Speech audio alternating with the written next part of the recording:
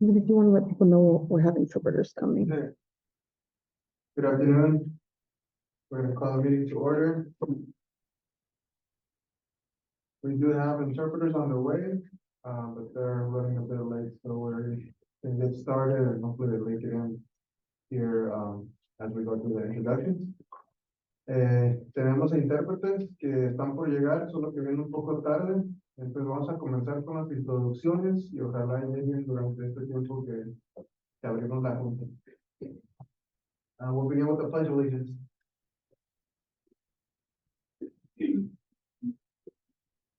Pledge of allegiance to the flag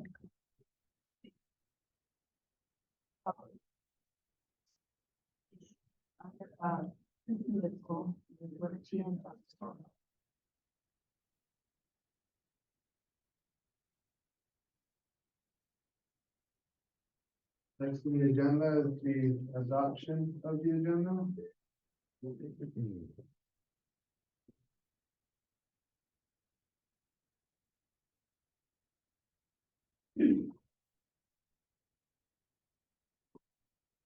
Move to adopt the agenda as presented. Second. Been moved and seconded. Any discussion? No, all those in favor say aye. Aye. The agenda has been adopted as presented.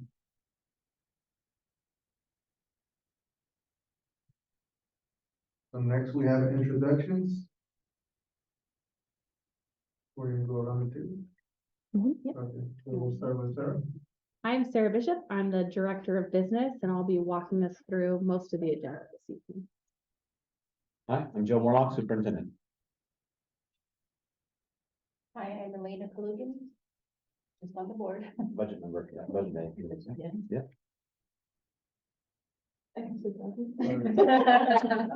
Hi, everyone. Anabela Hernandez Mejia and part of the board. Hi everyone, Gustavo Vela Moreno, board chair. Lauricia Urdia, I'm vice chair, and also student, student parent. Hi, everyone. Welcome. My name is Mami Minaski, and I'm. Juan Anthony Medina, board member. Good evening, everyone. Kelly Jacobucci, budget committee. Scott Trevor, budget committee and volunteers.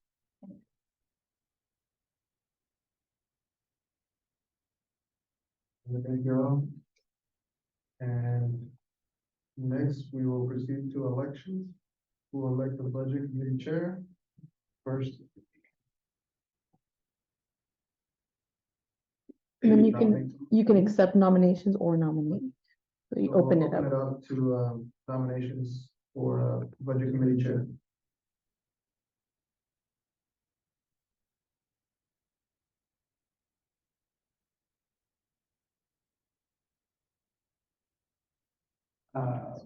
Any recommendation? So effective, but Lennox Logan been the longest serving budget committee member. I don't know if you'd be interested in serving there. No, I'm not. Thank you, though. I did ask.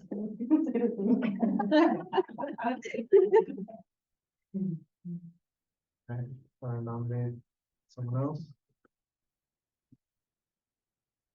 What would the position entail? Yes. Sure. So you're running the agenda essentially. It can be a budget committee member. It can be a board member. Either group is fine. So, and we'll support you along the way.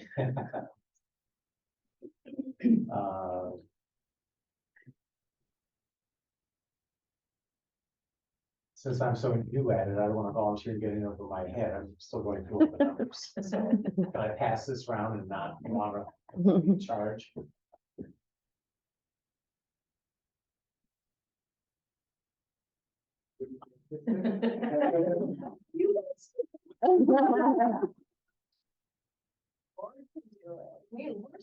don't know. Yeah, I don't want to get, the title sounds impressive, but It would be nice if you did it. And you get a lot of guidance. A lot of. Sarah will be my mentor if I do put my neck on the block. I mean, I don't mind doing it, I just wanna know what my role is going to be doing this, that's all. It's pretty straightforward. Essentially, you're just gonna be running the agenda. So after we elect a budget committee chair, Gustavo will turn the gavel over to whomever the chair is, and then we'll elect a vice chair. And then essentially, the chair is just responsible for moving us through the agenda. But we'll kind of guide you when we get to that That's point. way more than I want to handle. But you get a gavel. Well, I'm good with improvisation, so I get that on my side, so, Is there just 3 budget committee members? Here today, yes, Oh, Yeah. is there, and then how many is there supposed to be? 5. so 1, 2, 3, 4. No, there's not 3. Oh. Instead 3 of you. There's 3. Computer budget also. Board member. She's board member. Morning as I go. Yeah.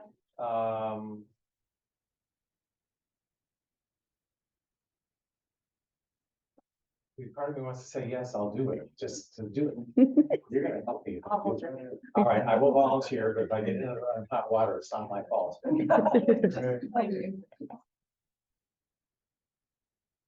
So, And then we formally do need a nomination. I was gonna do that. Oh, no. You already did it? You're longer. Can we share? So we need somebody to nominate him. Got Trevor. I would love to nominate Scott Trevor as the chair for the budget committee. I will do my best to serve. I'll second it. Trevor's been nominated, seconded. Is there any further discussion on budget committee chair? No, all right, all those in favor say aye. Aye. Yeah. I'll pass the mic and the gavel to you. The hammer is nice, but. Yeah, he'll do the vice He'll chair. elect. So I take that part over. You do, Mhm. yeah. Okay. And you'll do the same thing. Yeah, yeah. Okay. Okay.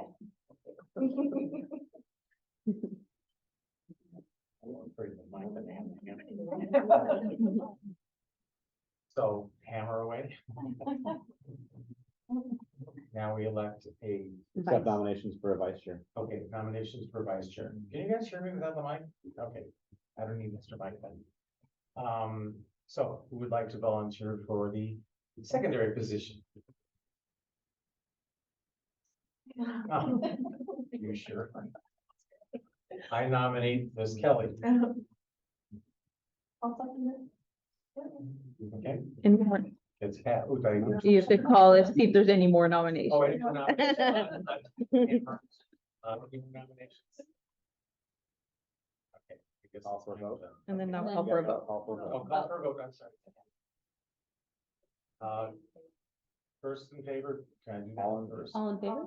All in favor, say aye. No. Aye. Aye, okay. Now I can hammer. Not yet. Yeah.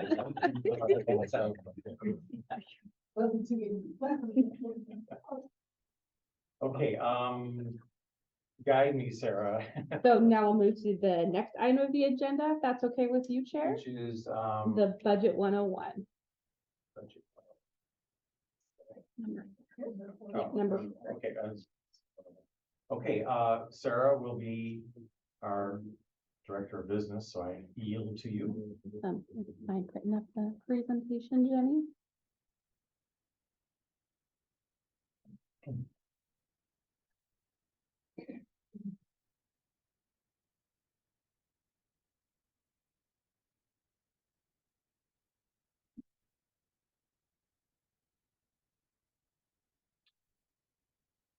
So if you don't mind, we usually do the budget message and the budget 101 together. If that's okay with you, we will present the budget message first and then move through the rest of the presentation. That's why I'm at humorous. Okay, and then you get copies of them. I left it upstairs. Right there. Where? Hi. Right there? Oh,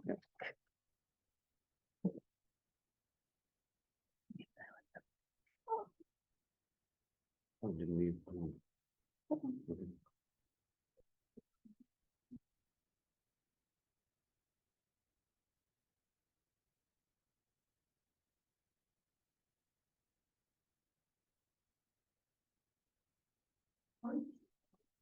How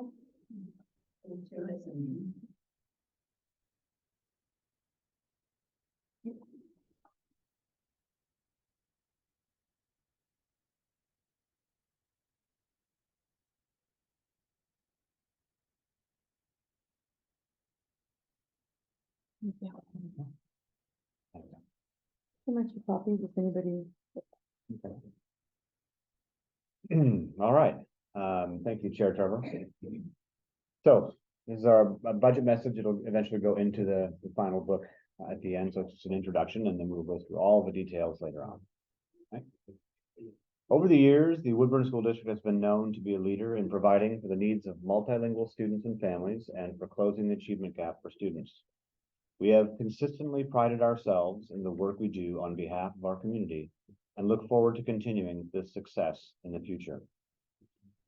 For the 23-24 school year, we will be providing the largest percentage increase for employee salaries we've ever done, coupled with continued strategic investments in staff training and professional learning. Additionally, we will make necessary repairs and provide upkeep to buildings so that the community's investments will last longer and be more functional. Our board's mission and vision for the district in their strategic plan provides direction for the administration to develop the budget and the strategies to develop programs for our students, from dual language to career and technical education.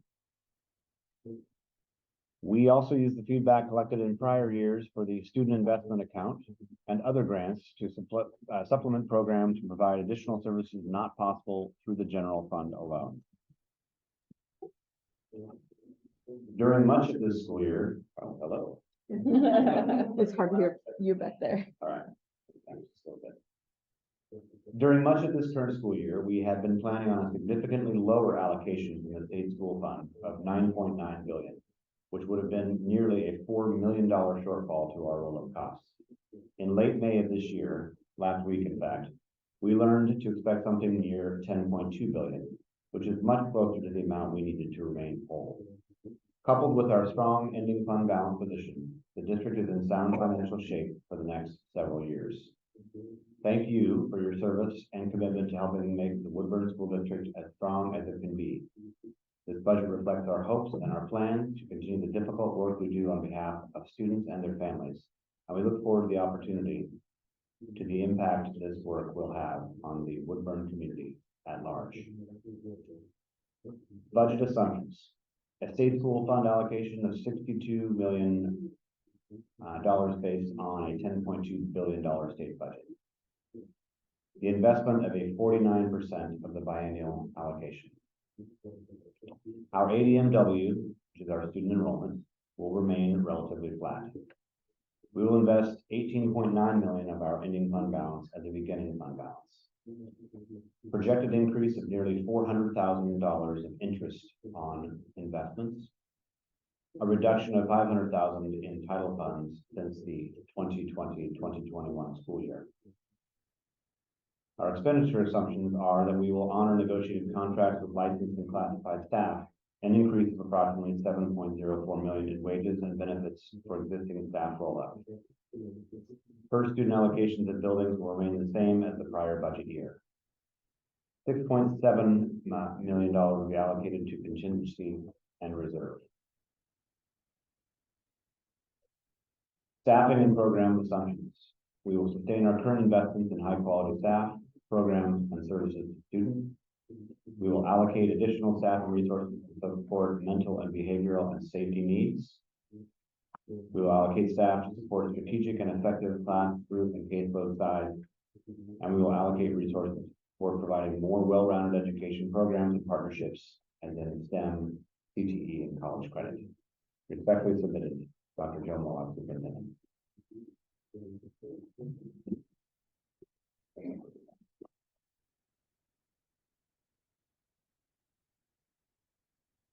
Thank you, Superintendent. So now we're going to kind of walk through what the budget committee does, what your responsibilities are, what you're going to see tonight. And I really want this to be kind of a collaborative presentation. So if I'm saying anything that doesn't make sense or you want additional clarification on, please feel free to stop me. I know number 7 is budget committee discussion, but please feel free to discuss as we move through things. It's easier to address questions as they come up. And I want to make sure everyone's walking away feeling confident in what they've heard tonight. Minimum, it won't let me. Oh, no. Okay, so we're on a 56-minute timeline for Jenny's restart. Yeah, we'll have to take a break at some point and restart the laptop. So the state of Oregon has specific budget committee roles and responsibilities and things each government agency has to do in order to operate. One of which is to pass a budget. If we have to pass a budget by June 30th in order to receive our state school fund payments in July and our property tax revenue in the fall. We can't actually levy taxes without an approved budget. So the budget committee meets publicly to review the proposed budget, what you guys have in front of you. You may not discuss or deliberate on the budget outside of the public meeting. So this is the time to ask your questions. This needs to be a transparent process. So you're not allowed to pass the budget outside of this meeting. Okay, I'm getting way too excited. So you received the budget message and you have received the budget, so we can check that off of our list. We do provide an opportunity for public to ask questions about and comment on the budget. People can submit public comment, of course. The main role of the budget committee is to approve the budget, approve the rate of the tax, and approve any amounts for the general obligation bonds. And that happens at the end of this entire process. And of course, any budget committee action must have the approval of the majority of its members.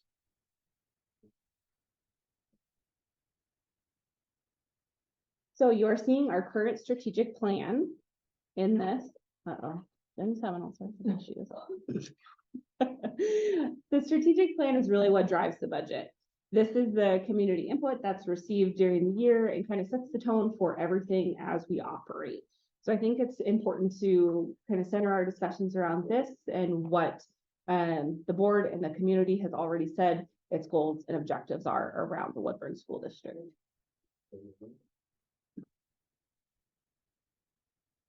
So the purpose of the budget, it's the tool for investing in the strategic plan. The budget only operates for one fiscal year, and our fiscal year is July 1 through June 30th. The budget truly is an estimate. Everything in here is an estimate. This is our best guess of what's going to happen next year. And of course, as I mentioned, the district cannot expend any funds without an approved budget. So if there's not an approved budget on July 1, we can't pay payroll, we can't pay our vendors. None of that can happen. So at the end of the day, you're sitting with this huge document in front of you with all sorts of numbers in it. The support for the budget is about 50 pages long, just of numbers. There's a lot in here. There's a lot to dissect, a lot to go through. But at the end of the day, what you're seeing on the screen is what the board ends up approving. So this is the budget resolution. So even though you see pages and pages of details in front of you tonight for discussion, this is where the spending authority lies. So it lies in these huge buckets of numbers that represent individual funds. So the general fund, for example, is our main operating fund. It's where our state school fund comes in and our general property tax levy comes in. This supports instruction, support services, enterprise and community services, transfers, and a contingency amount. So even though you're going to see almost 20 pages of broken down numbers that roll up under that instruction line, at the end of the day, that's where the spending authority is. So this is for the 21-22 budget. This is that resolution. So what we must adhere to is not spending more than $44,093,229 on instruction in the general fund. That's where the spending authority lies. So again, even though you're seeing pages and pages of detail, this is the end result of all of that detail rolled up. We have that, both haven't gotten to the whole thing. You don't. This is what will come to the board at their not their July meeting, their June 27th meeting. We get a copy of that? Sure, we don't prepare it until after the budget committee approves the Just like an budget. example. Yeah. This is Yeah. not the actual. Exactly. Yep. But it'll look remarkably similar. The amounts will change, of course, based upon this current budget. But at the end, this is what the board is going to be looking at and approving, and where the spending authority lies. Okay. Dr. Morlock presented on quite a few of these items in his budget message to you. So right now, one of the blessings of having our budget committee meeting so late in this year is that we got an updated state school fund allocation of 10.2 billion, which they updated last week. Before that, we were operating under the assumption that we would receive a $9.9 billion state school fund allocation. So it was fantastic that we were able to update our budget to reflect the true allocation that we will be receiving. Something to know about state school fund is it's allocated to us on a biennium. So this coming year will be the first year of the new biennium, and they allocate the amounts on a 49-51 split. So we get 49% of the allocation in the first year, 51% of it in the second year. Very rarely do they deviate from that, but on occasion they do. Our ADMW and ADMR is going to remain, and I'll go into more detail on what those two things mean in a little bit. We're projecting it's going to remain pretty flat for the coming year. So we're still down about 443 students from the pre-pandemic enrollment levels. I think it's important to kind of keep that in the back of our mind as we look through historic, yeah, correct, across the district. Is it from students being homeschooled, or is it people moving away? I do not know. No. Overall, in the state of Oregon, we're down student enrollment as well. I don't think there's any really hard and fast data on where these students are.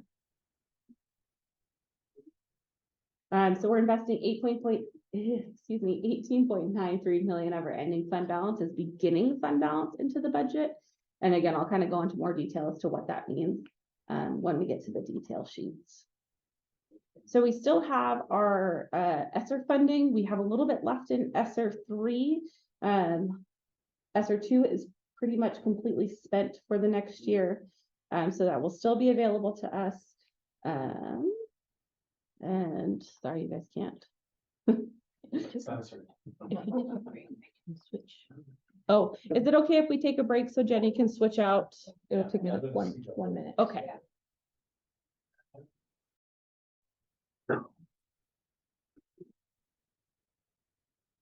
Oh, we did that. Do you want to go over ADMR versus ADMW? Sure, it's on the slide. Naturally.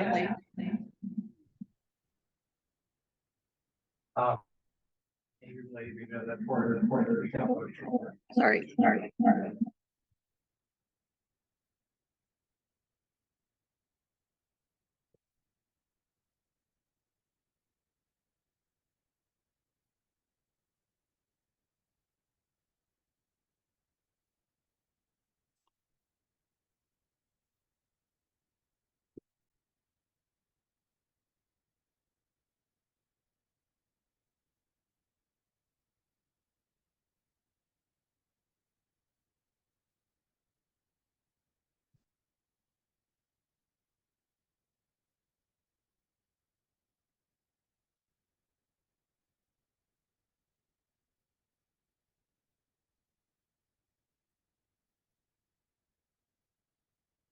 Good.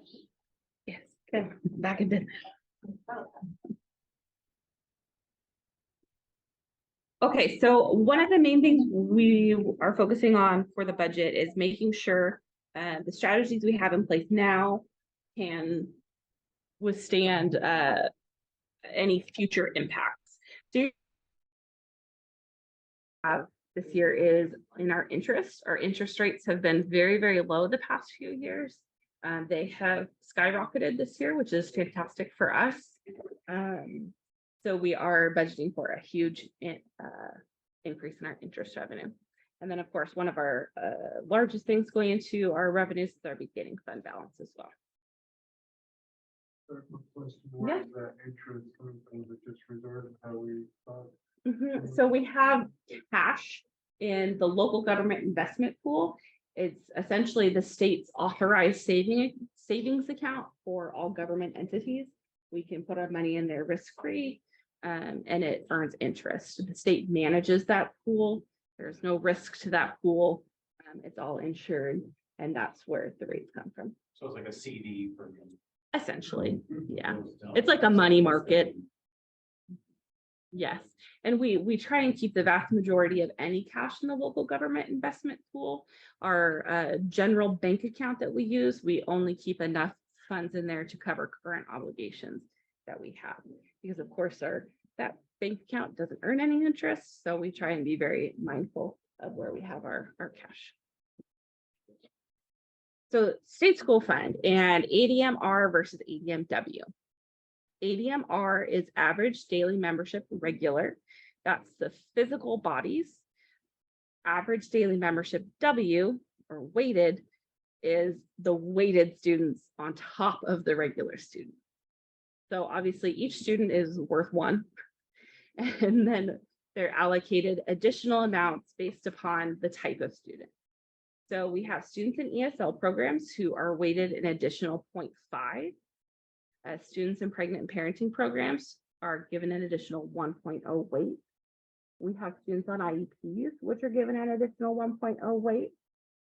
Students in poverty are given a 0.25 rate. And then we have students in foster care and neglected or delinquent get a 0.25 weight. So we have our regular physical bodies, and then we're allocated additional based upon the makeup of each individual student to get to our ADMW amount. The maximum for every student cannot go over 2. So if we have a student who is on an IEP, is pregnant and parenting, and in an ESL program, they can't go over a 2.0 weight. If you have more students in this category, you subtract from another, that's not as much. It all balances out. You know, I don't know how often we would have students above 2.0. So I've never done that research, to be perfectly honest with you. Just curious. Yeah. Yeah, it's a good question. Yeah. Do I get on that? Is that part of my? Yes. So again, you'll see here are obviously with an ADMR of 5,300, but an ADMW of over 7,000. That's a pretty big jump. Currently 11% cutoffs. That's something, and I don't know, Joe, maybe you know more about that.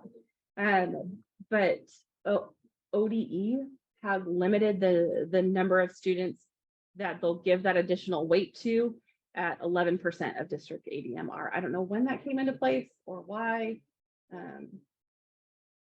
It's been in there for a while, so Okay. they've capped it at 11%, even though most districts are 13 to 14%. Mhm. So Yeah, and then you have the 50.7 that are still in the 1.0 above the cap, right?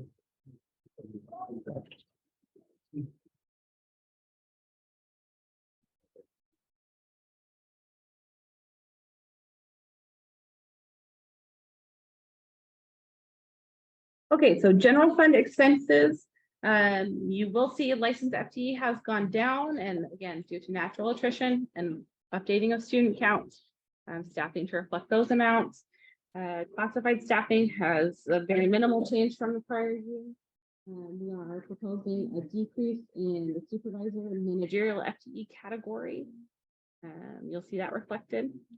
We're also proposing an increase of over $7 million in salaries and benefits. That's reflective of bargain for COLAs, step increases. We do have a PERS rate increase that will start on July 1 for the remainder of the biennium. And then, of course, we budgeted for contingency and reserves. The board has a policy in place that we have to have an ending fund balance of between 5 and 10% of revenues. We are meeting that. Contingency is what I like to call our just in case amount. It would be like setting aside money in your own personal budget because you know something is going to come up. You need to set something aside in case something happens throughout the year. Reserves we cannot touch without doing an entire supplemental budget process Contingency, we can come to the board and ask them to approve a resolution to move money out of contingency into another area. So that's something that can be easily done throughout the year should something occur and we need to access those funds.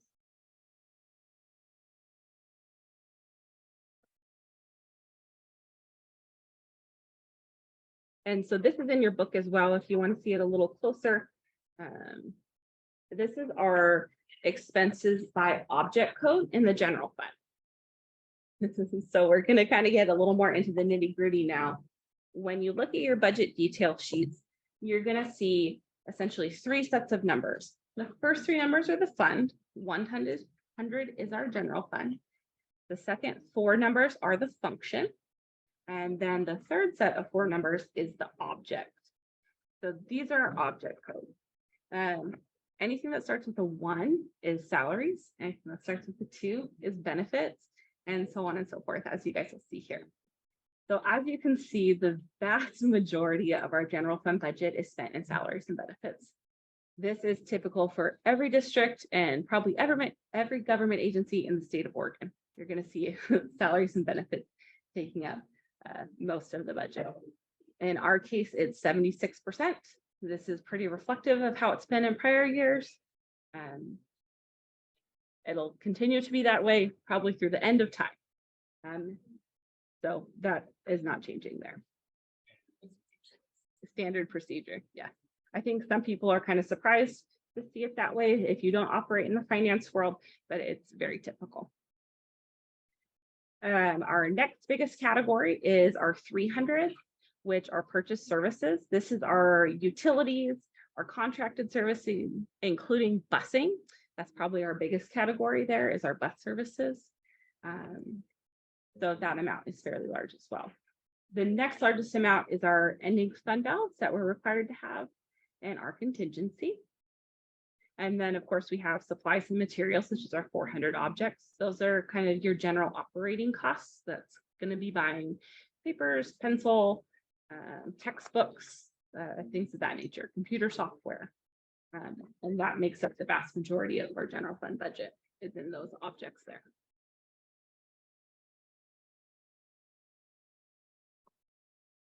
So now we have our general fund function expenses. And function expenses are what you guys saw on the budget resolution that the board eventually passes. So everything rolls up into these function areas. And that's our second set of numbers. So again, in the detailed sheets, when you see 100, a period, and then anything that starts with a 1 is an instruction function.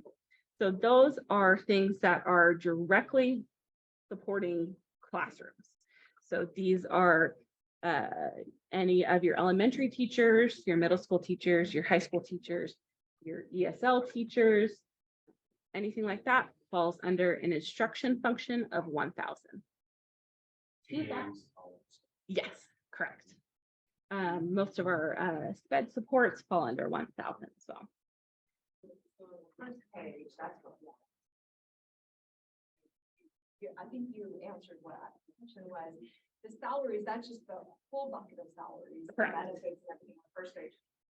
The second page is all the functions and the breakdown, elementary, high school, middle school, including the salaries that are included in the second. Correct. Yeah. What is a function that costs $4 million? It is everything under those. Yeah.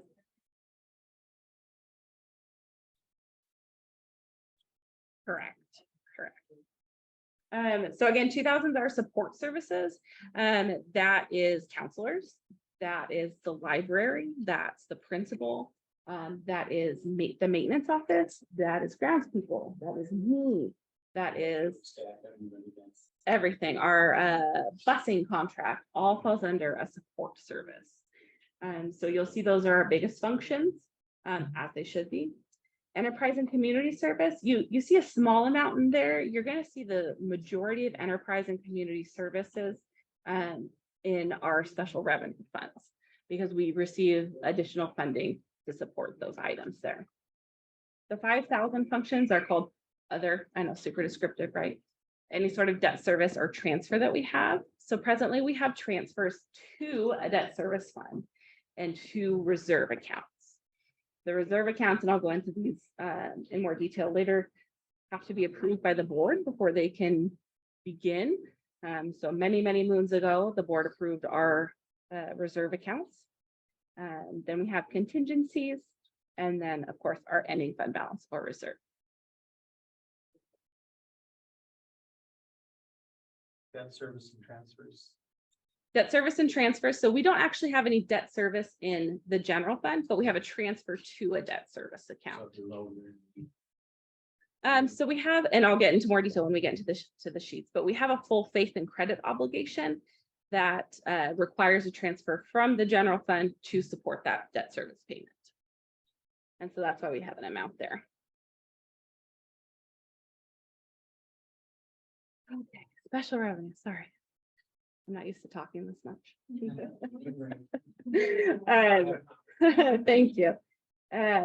So in our special revenue fund, our special revenue funds are really unique. So our general fund, again, is supported mainly through our state school fund and through property tax revenue.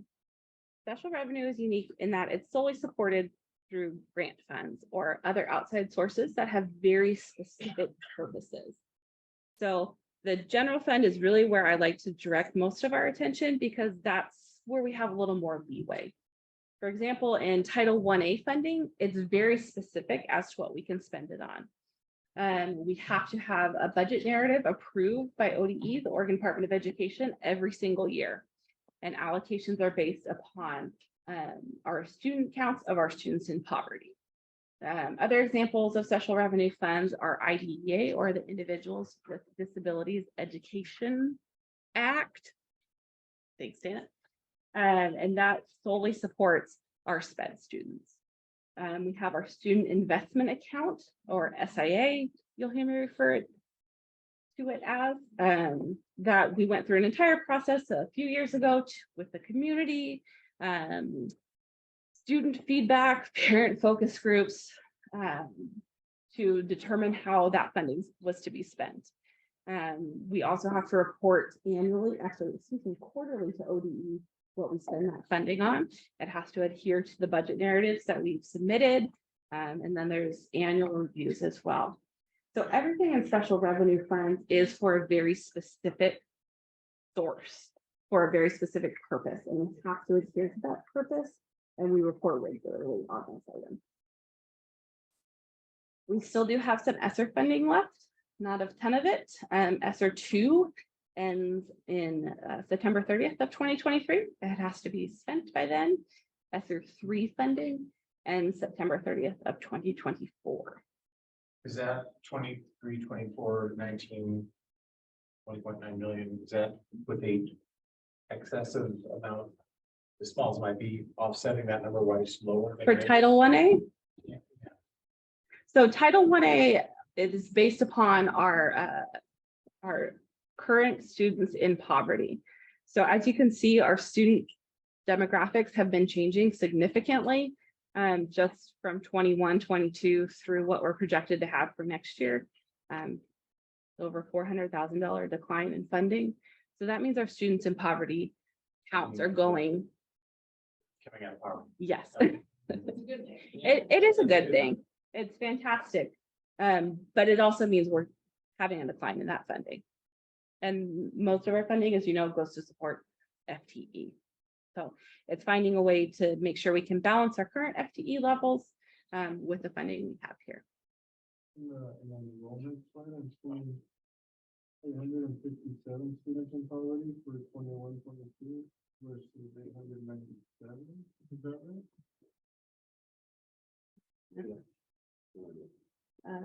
Student salary.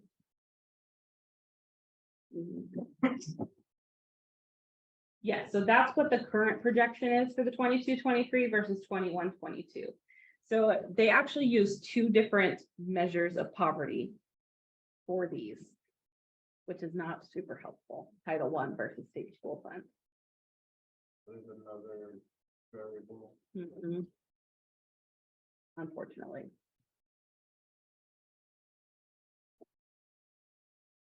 So back to the section. So some unique things, our current special revenue funding supports is the elementary art teachers. Each elementary school is able to have an art teacher presently, which is, I think, pretty unique and cool. That's great. Yeah. We've been able to hire several behavior specialists. We have some additional individually allocated college and career teachers at each middle school now. And then we also have dedicated educational assistants at the elementary level.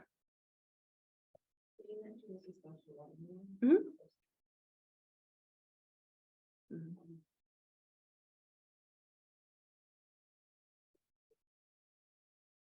So our Title 1A special revenue is declining because our students in poverty is going down. The ones listed here is a mixture of a few sources. So the elementary art teachers, behavior specialists, some of the college and career teachers, and the EAs are funded out of SIA, which student investment account, sorry, which is supported through the corporate activity tax at the state level, and that's based upon student counts, how we're able to receive our allocation. That amount is pretty stable. We've been receiving similar amounts across the entire duration of the amount. As corporate activity tax fluctuates, our amount will fluctuate, but again, it's been pretty stable. The corporate activity tax also supports the high school success or Measure 98, which also helps support the college and career teachers. So those funding sources have remained fairly stable.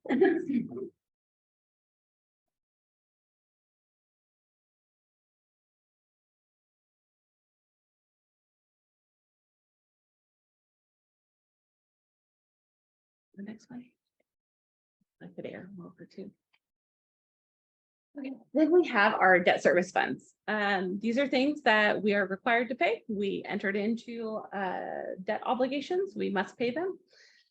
We have a general obligation bond, which the voters approved back in 2015. This matures in 2035. It's supported solely by property tax revenue. We levy a specific amount to pay this obligation. The obligation is set by how we sold the bonds when the debt was originally issued. So you'll see that amount in the book as well. We also have a full faith and credit obligation. It's supported in two ways. One is by a transfer from the general fund, and one is by a transfer from a special revenue fund, specifically the high school success grant. This general obligation, full faith and credit, the full faith and credit obligation, the proceeds from that built the extension on the high school and refinanced a portion of a previous outstanding debt to get a lower interest rate. And so those two sources support that. This obligation matures in 2039.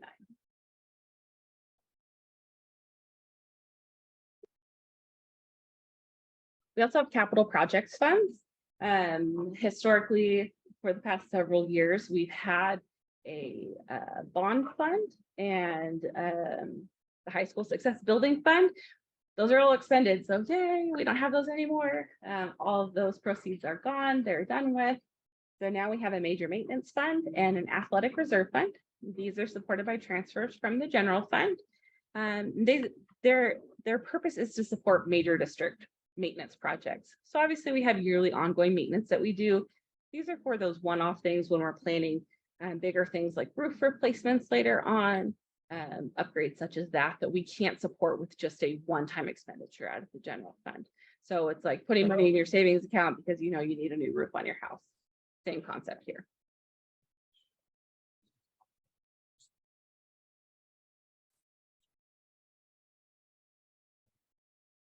Yeah. You know, I don't know percentage wise if I can answer that, but we did do a lot of upgrades with our ESSER funds, and you'll see that in the budget as well. We still have some outstanding projects that are being paid for with our ESSER funds. For example, HVAC units, things like that. So a lot of that was handled with ESSER funds, which yeah.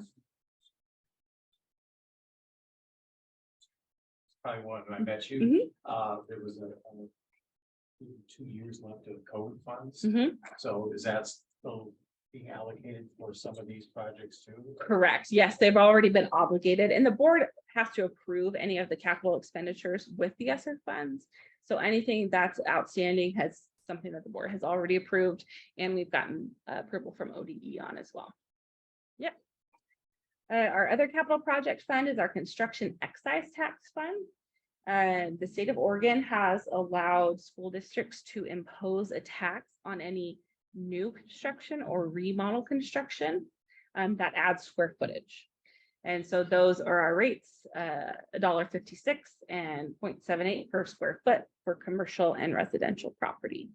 And the purpose of that is if a new building is being placed or an entirely new subdivision is being put in, this is to support any expansion a school district needs to do to support any influx of students. We can only expend these funds on things that support expansion of our buildings. So this cannot be used on maintenance projects. All this new construction that's happening in Woodburn with these huge apartment complexes. You guys are giving. It is, but unfortunately there's a cap. There's a $31,000 cap on, yeah. So the huge Amazon building. Yeah, that if we received, you know, $1.56 per square foot, that would have been right millions upon millions of dollars. No, it's capped at 31,520, I believe, is the cap. So I know. Yeah. Yeah. No, it's capped per project. So each house in a development is individual, not just the development in total, but it's an entire apartment complex is one cap. Mhm. And that's regardless of a project type, so commercial, residential. Correct. Correct.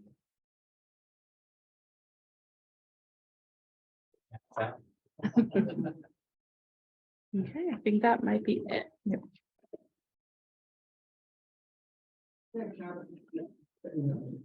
It's state statute. Yeah, state statute. The amount we can impose per square foot is also by state statute. It's updated every year.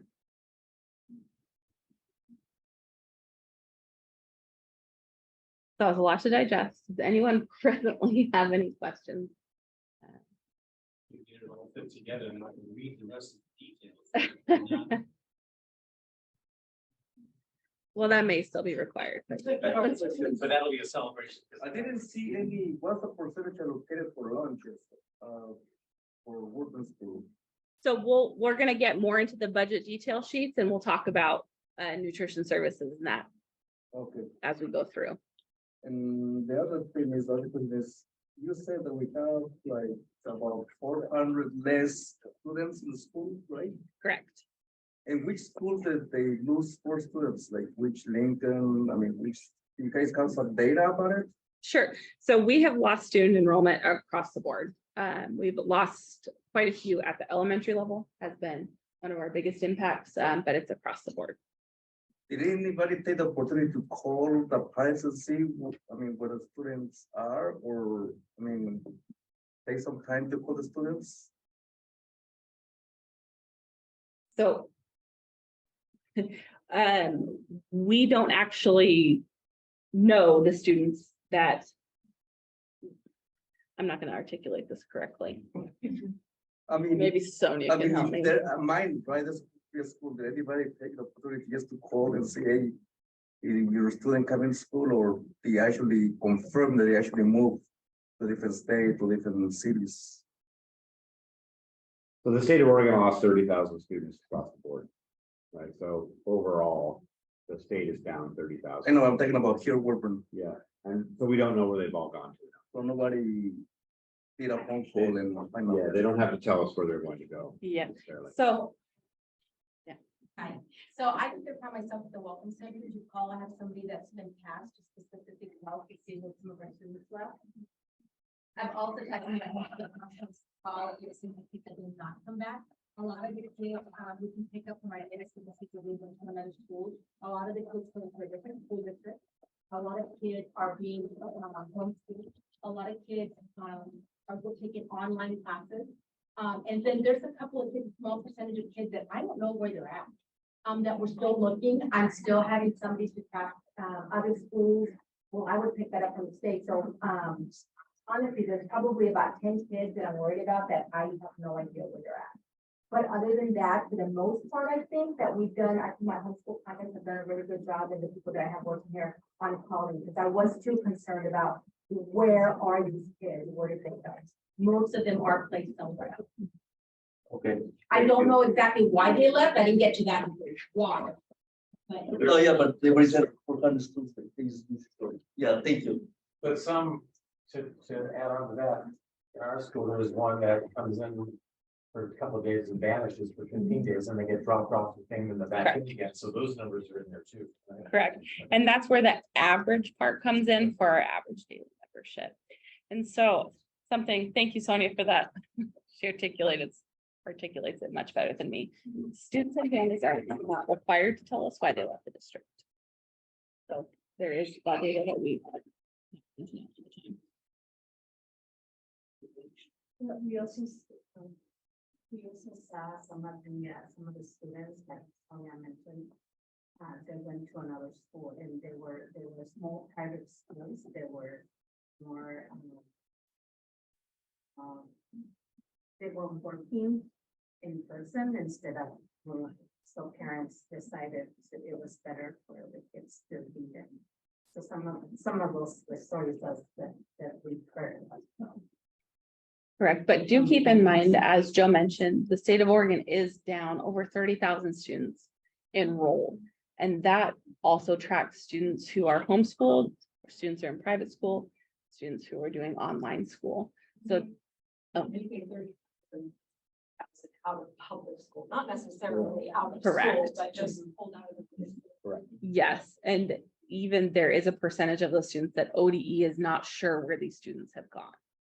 You know, reference pre-pandemic, what was the number of average students missing out of public schools? I'm sure it wasn't 30,000. You mean like on a day-to-day basis?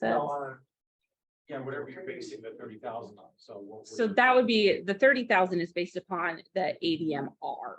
So that takes into account the students who are gone for more than 10 days that have to be dropped already.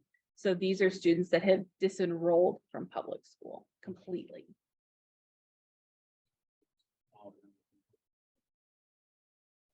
Yeah, how much Yeah. was an average year before?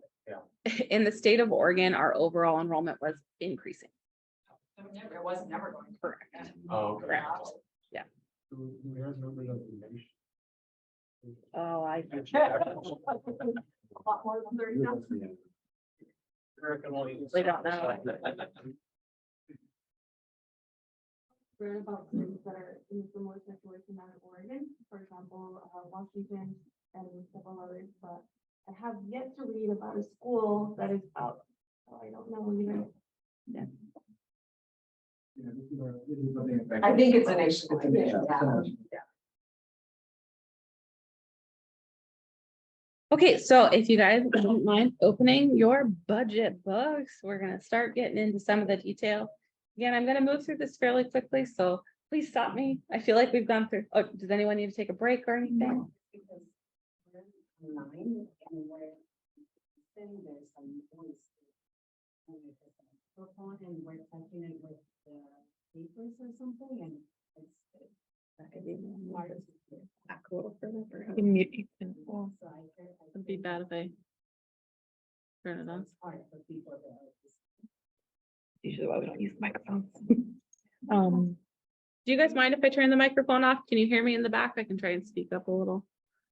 Good, okay. Yeah, okay. Okay, that might help a little bit. Yes, I will try. I don't know if that'll be rustling, but I'll try and speak up if I'm not. Please, someone kick me under the table. Raise a hand. Raise a hand, please. Okay, so now as we go through our budget book, again, I'm going to move through this fairly quickly. Feel free to stop. Please stop me if you have questions. I'd love to address them as we go. So we're going to jump right into the budget analysis on page 4. So the first graph you're seeing is our general purpose grant per the amount we're allocated by the state for each of our ADMW.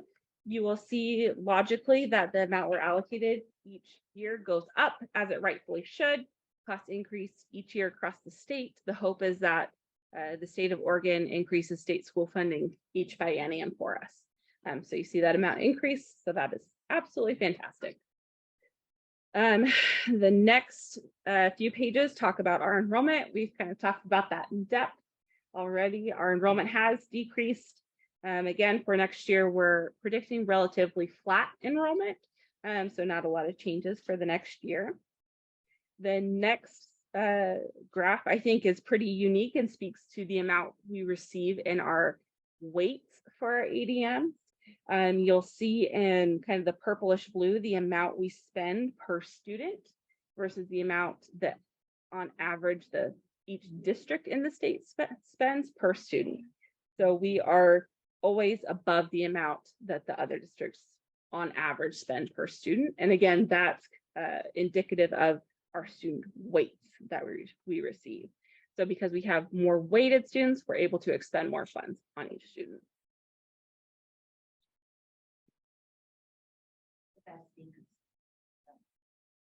Our weights, yes, our weights are currently going down.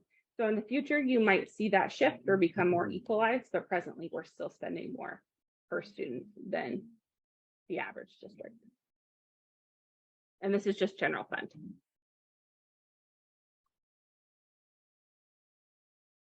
So when we look at our budgets overall, we're predicting our general fund expenditures are going to increase by about 10.2%.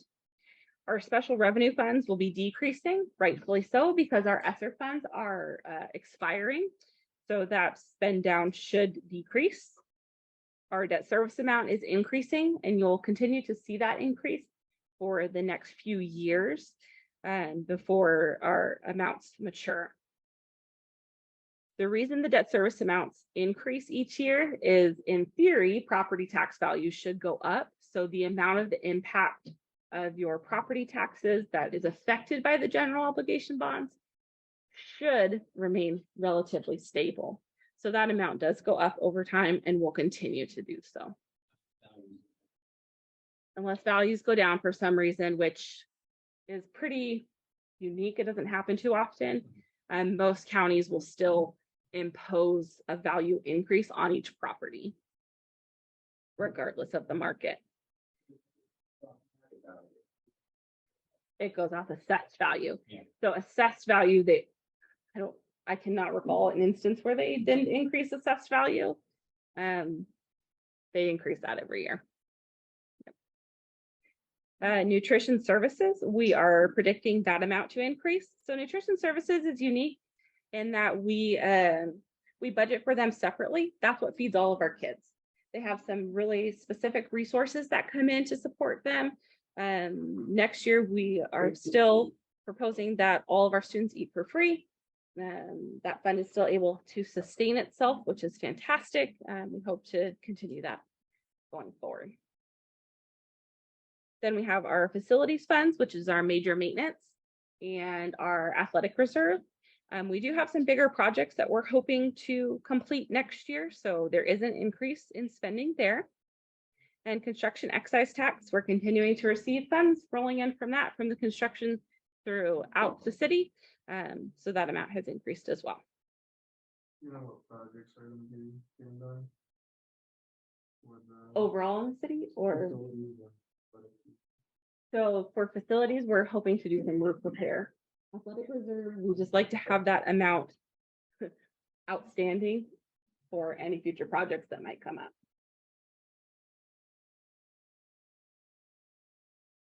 Why some construction excise tax Mhm. went from 1.1?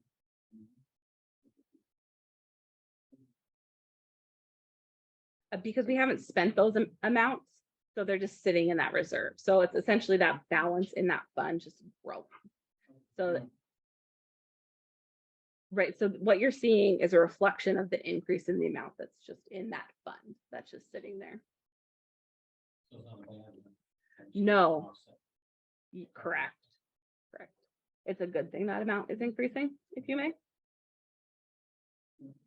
For clarification on the third bullet, it says be included in the budget for all employee groups. Mhm. The COLA increase.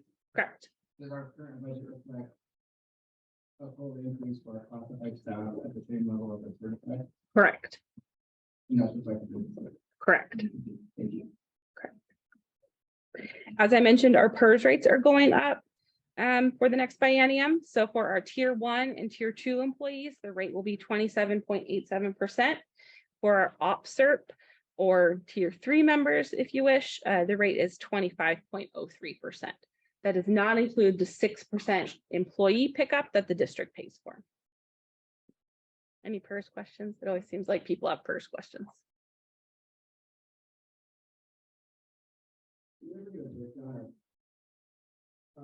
Our district's demographic in terms of folks, how our tier 1 or tier 2 are increasing, all our officers are increasing, you know, what we're at. Off the top of my head, no. Do we receive a breakdown? Yes, it's about 250 pages long.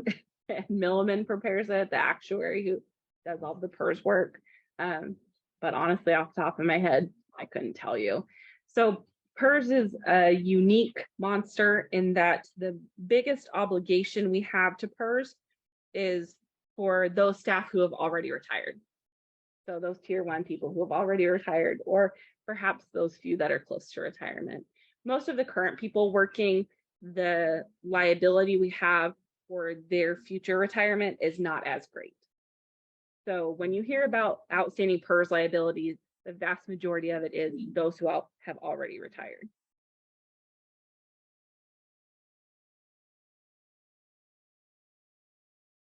Organization review is pretty straightforward. We have the board of directors who oversees the superintendent. And then there's me who does financial operations underneath that. Again, I like to put our strategic plan in here. I think it's very important that we center our work around this. So you will see it again in here. And of course, our board information. And then our lovely budget committee members and your terms. And these pictures are updated every year for the budget. So if you have an opportunity to look at the pictures, Rachel has done most of those. So I think it's fun to add them. So on page 13, we have our adopted budget calendar. This is something the board adopts every single year that we adhere to. There's publication notice requirements per state statute that we're required to meet. And this is a breakdown of those requirements here. So as I mentioned, general fund revenues, we have our main sources of general fund revenues, and that is our property taxes and our state school fund. So you'll see some historical trends on those. We are projecting a pretty big increase in our proposed property tax revenue. I will be honest, I underestimated a little this year. Our collection rates post-pandemic were not fantastic. They have increased slightly. So we did receive more in our current property tax revenue. So I am hopeful that we're trending back up in our property tax collections. So there's an assumed collection rate.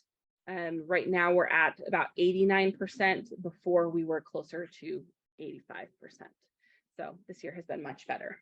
Yeah, so a 3% cap on property tax. On the property tax increase, right? So you'll see we assess an amount for our general obligation bond that is higher than what our actual debt service is, because not everyone will pay their property taxes. So we have to assess more than the amount. So like I mentioned, after the pandemic, we're at about an 85% collection rate. We're at about 89% now. So that's very helpful. Yeah. Again, projecting a big increase in our interest on our investments. And again, that's our local government investment pool. We're not out there playing stock markets, nothing like that. This is a state authorized savings account. We have our county school fund, which is kind of a shot in the dark to predict that one, if I'm being perfectly honest with you. If you look at 2020 to 2021, we received 48,000, 21, 22, we received 234,000. So, yeah, that amount fluctuates greatly. Wow. So we kind of shoot in the middle for 75. We like to be a little more conservative there, just in case it comes in under that. The vast majority of our state sources is state school fund. We've talked about that pretty significantly. It's based upon our allocation is based upon our ADMW. Inflationary number every year is based on that goes up. Theoretically, it should go up every year. Right. So, again, we kind of operate at the whim of the Oregon State Legislature. We're allocated an amount and that is the amount we get, period, end of story. So sometimes you'll hear on the news that revenue forecasts are outpacing all their predictions. Great, that means nothing to us. We've already received our state school fund allocation, and that is our state school fund allocation. So if the state has received an extra $5 billion in revenue, we still have received our state school fund allocation, and that is our state school fund allocation for the biennium. It does not change unless our enrollment changes. That is the only time our state school fund will change. Then we have our beginning fund balance. That is essentially what we're projecting ending the year within our bank account, if you may, to roll over into the next year. And we're predicting that's going to be at 18.9 million for this year. So overall, our total general fund revenues we're budgeting at 93.5 million.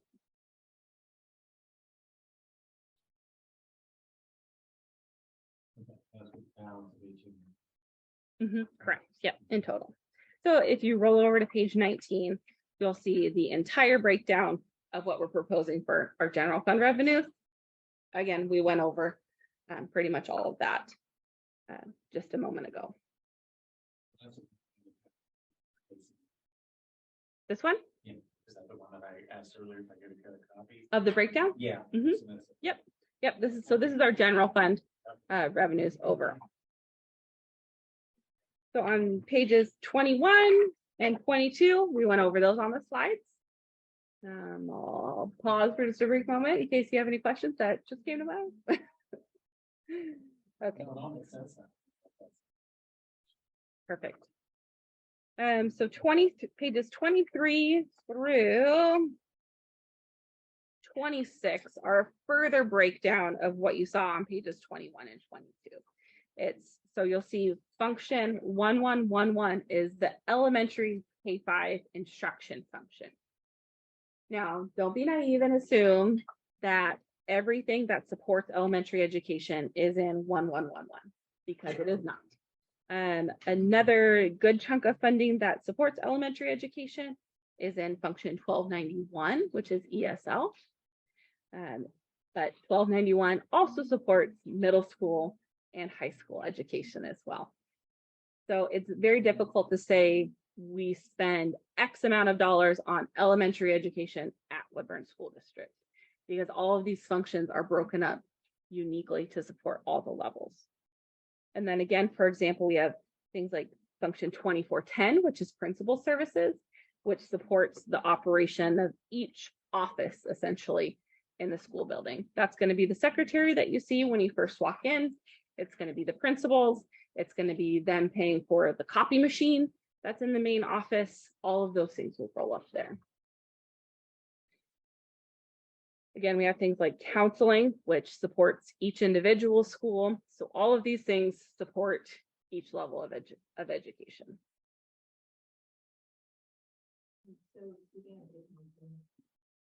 Mm-hmm.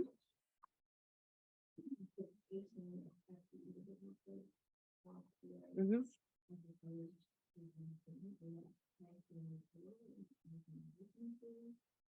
That's 19 in total. One more.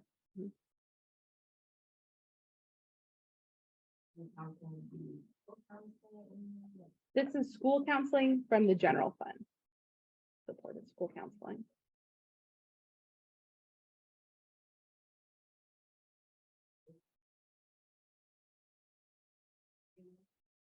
Yes, all of the above, and any sort of contract services that we may have to support.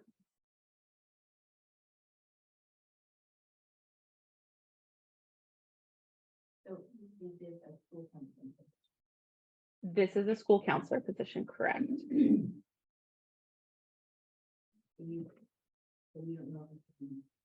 This particular one is at the high school level. They've actually already been hired this year because there was a need that was determined.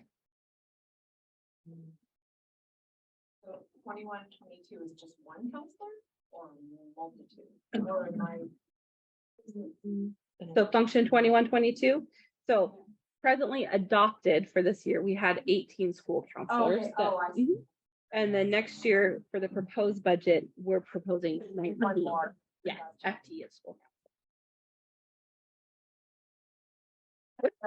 In the general fund. Again, this is all general. Yes. And it also supports everything surrounding counseling too. So this is not just salaries and benefits. This is everything that supports the counselors. And then, function for the counseling. Mm-hmm,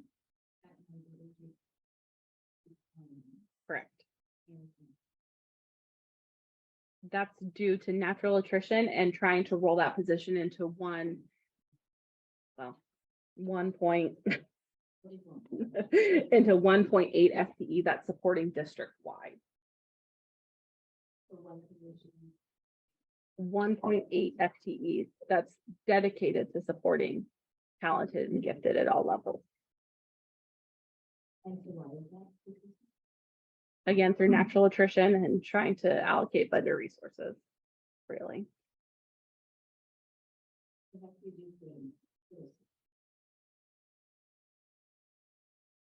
Correct. That's reducing dedicated FTE to that portion. So remember secondary, but that you primarily do things on rate and level, so you can move things around quite a bit for students who are tag students. So if you're at the high school, you can take them to do advanced stuff, and they can take other kinds of advanced courseware. So that's how you manage those. This is from before when they were half-time tag and half-time something else, which I don't recall right this second, but and since they all came back into coming out from the district to serve there at the district office and serving out the school, but this is a 0.5 reduction because it was not needed there. Okay, so I guess my question again, is you mentioned a bit about how high school. Right, so this 1.8 people, 1.8 people's time, that's dedicated to working at the tag, that each of the elementary. So they don't have full-time people there. And they didn't before, they had part-time. I mean, when my kids were in elementary school, they were all in talented and gifted, and it wasn't a dedicated teacher they had like the science, there was a technology teacher, like he taught technology, but he had a class per day that was like. So it wasn't like a dedicated, is this person like a dedicated for the whole program type thing? But there was individual teachers that took on. And they provide those services. Yeah. Right. Yeah, that's how it was. It is the same right now. Both of my kids on tag, but my daughter does not have like an assigned teacher, and also my son is on French grade. They don't have any tag teachers at all.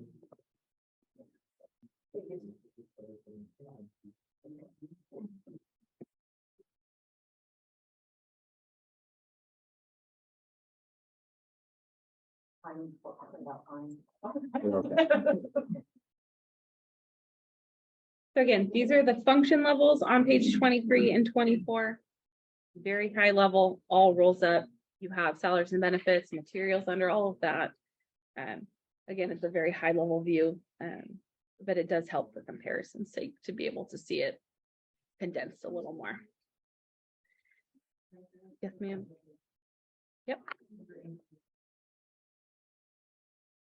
2210. Improvement of instruction services. This is going to be and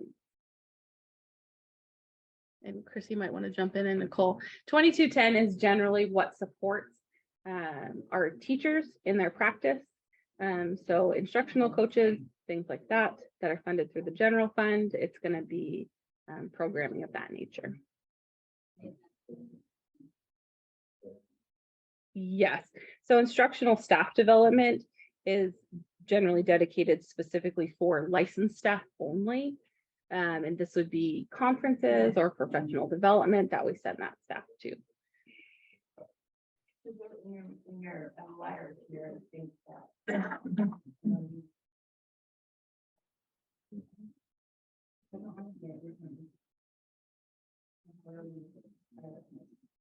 Because, well, as you remember from when we did the calendar change to go to a full day from the half day, from the 2 hour late start to go to a single Monday per month. And then the 2 days during the week of Thanksgiving. And so those are actually, this is specific around about whether they go out to conferences or not, but we're bringing some of that stuff to our own district during that time.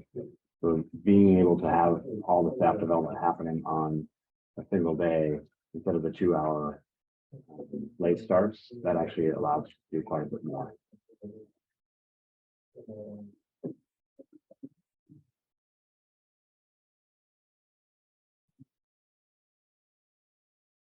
So we're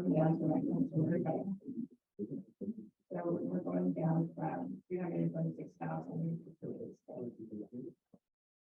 Why is that number? Well, because there's a 0.5 FTE, and I don't know what this 0.5 is, and I don't know if we've moved it into a special revenue fund, or, but I don't specifically know what this 0.5 is. Well, it's not proposed for this year. Correct, so that would be the differential between the 326 and the 287.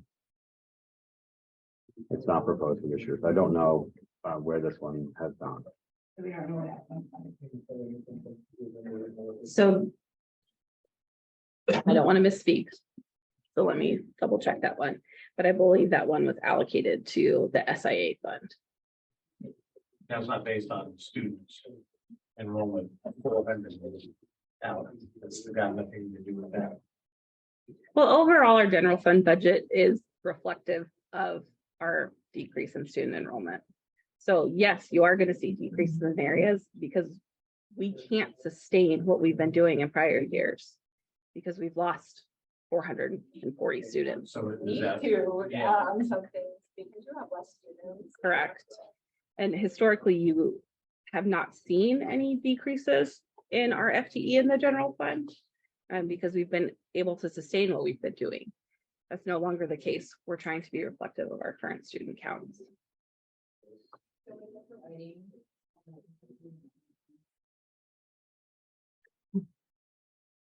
How do we need that? No, she'll check to see where the allocation is gone, but that's why she mentioned that it follows an allocated.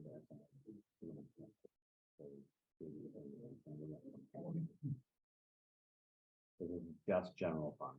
Correct.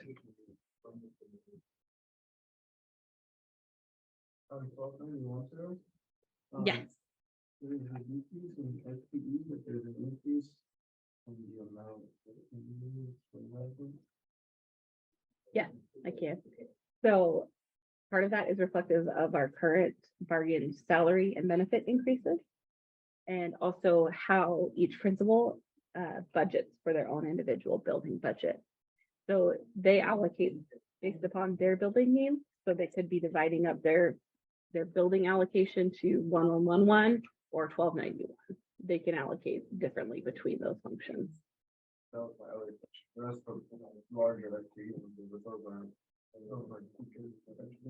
Their teachers, so it's staffing, it's materials, it's everything that supports that function.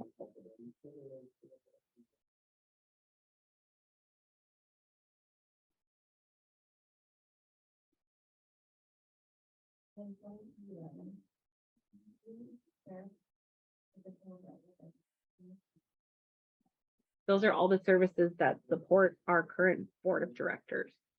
Jenny, do you want to elaborate on that one? Yeah, it includes a lot of fees.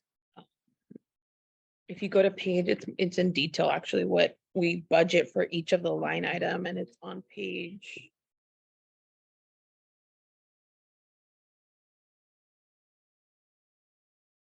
It's 23 a lot.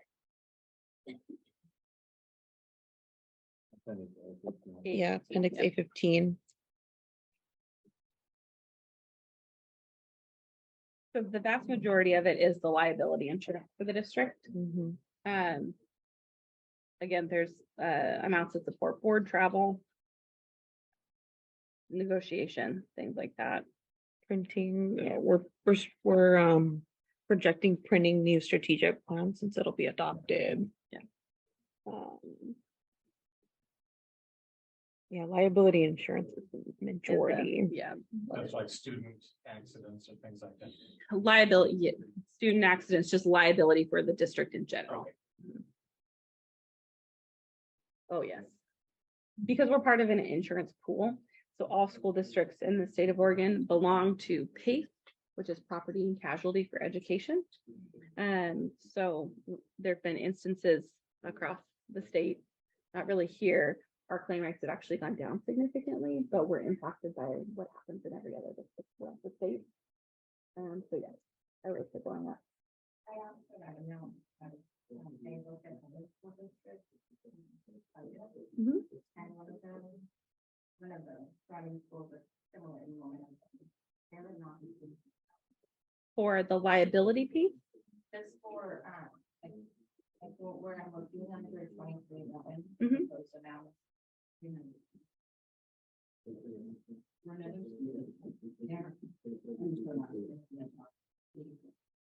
and it depends why it could be. So I think it just depends what you dump into that Mhm. function. So we have This is what always we- historically had liability under 2311. I guess it could theoretically go under a different function. So that might be reflective of what you're seeing when you look at another district. It really depends on what they specifically have coded there. While we have to operate under these functions per ODE, the objects that we put under the functions, we get discretion under. So that district might put their liability insurance under 2528, for example, which is risk services. But again, for comparison's sake, we've always had liability insurance under 2311. So that might be indicative of why you see that change, but I honestly couldn't speak to that for them.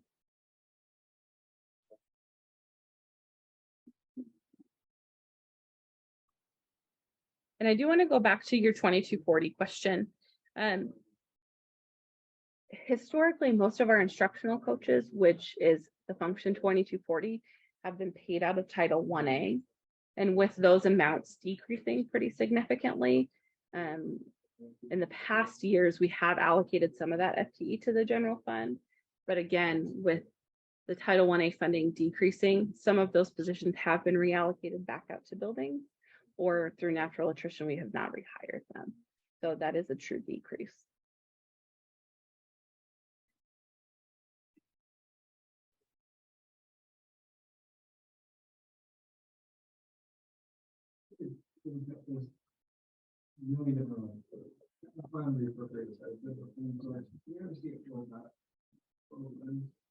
In total, no, not generally. We try not to do that because special revenue is so specific as to what we can and can't fund under it. That I kind of feel like it would be misleading if we did that. While we are able to shift some things back and forth, really the general fund is the crux of the budget and where we have leeway as to what can happen, because special revenue fund does have to be approved by ODE, and we are reporting specifically on those operations to them and what's allowable under each grant that we receive.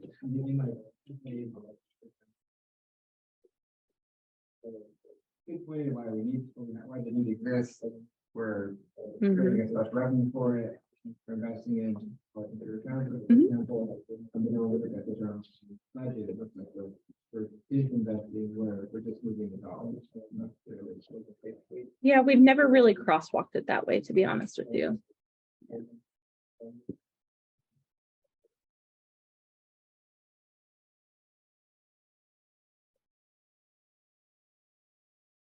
Okay, so moving on to page 25 and 26. Again, these are broken down by object levels. So you see overall what is spent on each specific object district-wide. One big number that I do want to call your attention to is object 360. That's on page 26. That's our charter school payment. As you may or may not know, the district has a sponsored charter school, Arthur Academy. We receive state school fund on their behalf and then turn around and pay it to them based upon their enrollment. We're essentially their payment intermediary. So that's why you see that amount in there, but it is a large number, so I wanted to call your attention to it. That enrollment based off ADMR. ADMW. You tell us, how do they get the demographic? They report as well to ODE, their student demographics. Yeah, so we receive that information and adjust their payments accordingly.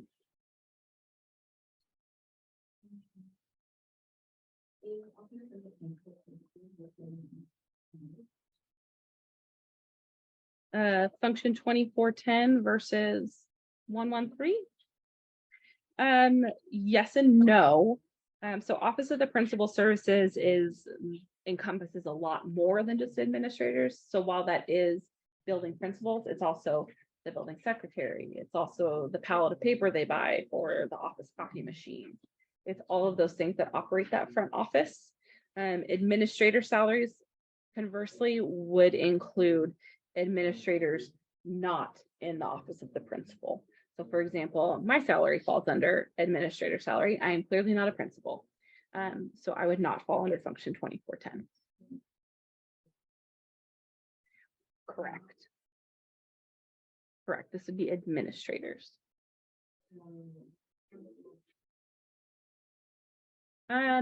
Some positions at the district office, yes. Classified salaries and licensed salaries as well, same as managerial salaries. There's going to be district office personnel in each of those categories. Mhm. Is that, we're reducing one administrator? Mhm. And the amount is that also for the COLA or?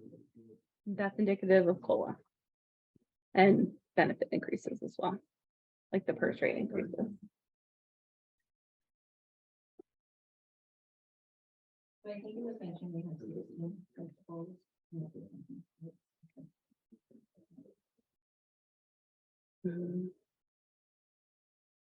Now,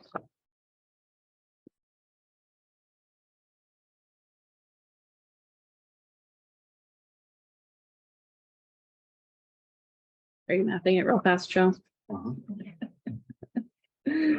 Under function 2410, our FTE is currently what we're proposing is 17.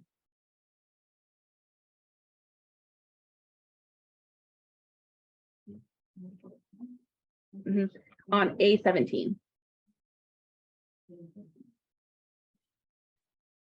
In the detail sheets. Yeah.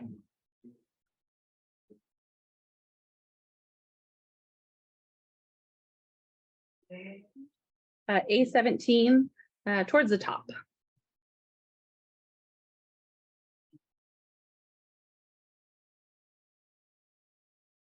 So this is at 18. For 22-23, the proposed is 17 for 23-24. And it's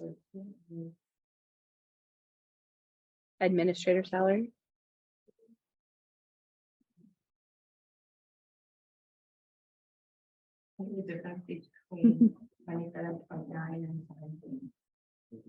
Because there's administrator salaries, not just in function 2410. So for example, in function 2320, there's also administrator salaries.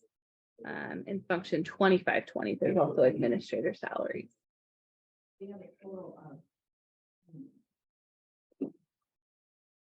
Yes.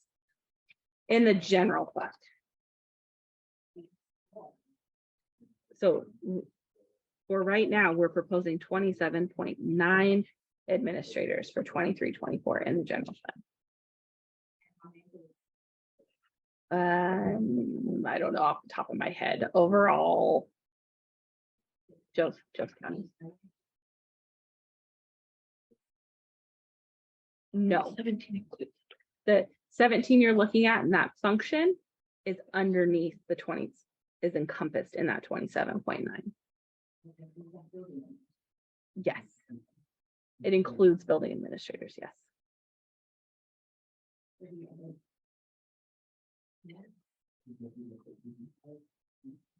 There are other positions, yes. So it's the superintendent, for example. it's myself, it is student services, it is positions at the Welcome Center. So it is across the board administrators. Mhm. You say include the administrative salary? Mhm. It's 0.95, but there's a big jump between 22-23 to 23-24. Can we explain that?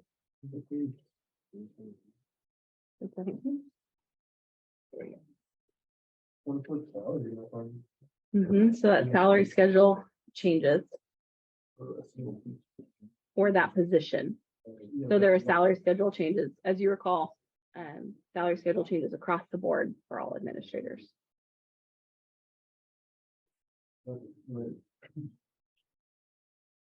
Yeah, I guess I'm just surprised because the previous changes, or whether no changes in the prior years, because I see like 2021 through 21-22. Something, right, but it's not as drastic as this. That's because this current fiscal year, there was updates to the salary schedule because the changes historically were pretty small.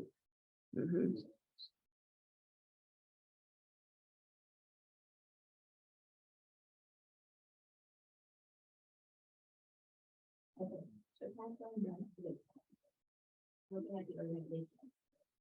And I is not more than. So what are the other ones? I'm not sure what So you're you said saying. about 10 administrators, right? So looking at the organizational, unit, and I can panel.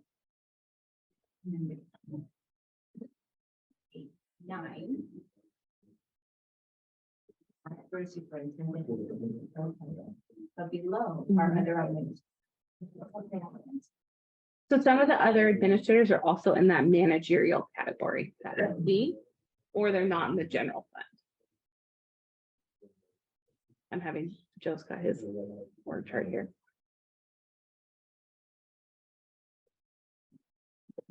So for example, the maintenance supervisor is listed in the manager category. And some of those coordinator pieces that would be listed on the org chart would be in the manager category. Or we have administrators that are operating in special revenue. So are they in the 27 part-time? 27?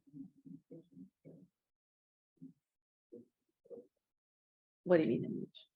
Right, so you said that some of these other administrators would fall under the managerial salary, right? So that says proposed 3 FTE. So that would be 27 plus 3, 30. My question is, how many administrators? In total. Do you want the managers included in that? I mean, that. What, I guess, what is your definition of an administrator?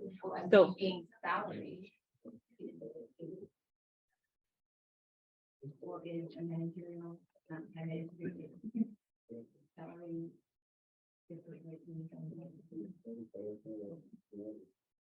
Like a coordinator? Not necessarily. So again, when we think of the people that fall under managers would be like your maintenance manager. They would be in the managerial salary category. Are you talking, I guess there's different counts, like licensed administrators? Is that what you're wanting, or just anyone that would fall under the 113 object code? Okay. And again, that number will even be different from those charged to the 113 category. So for example, my salary falls under 113, but I'm not licensed, but I'm still classified as an administrator. So I want to answer your question correctly. And so I want to make sure I want to answer it specifically as to what you're asking.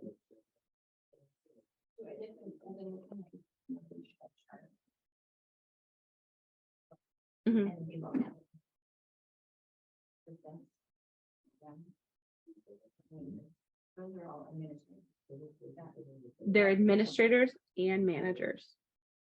So not everybody on that chart is an administrator. So those who are would fall under managerial, so that's not.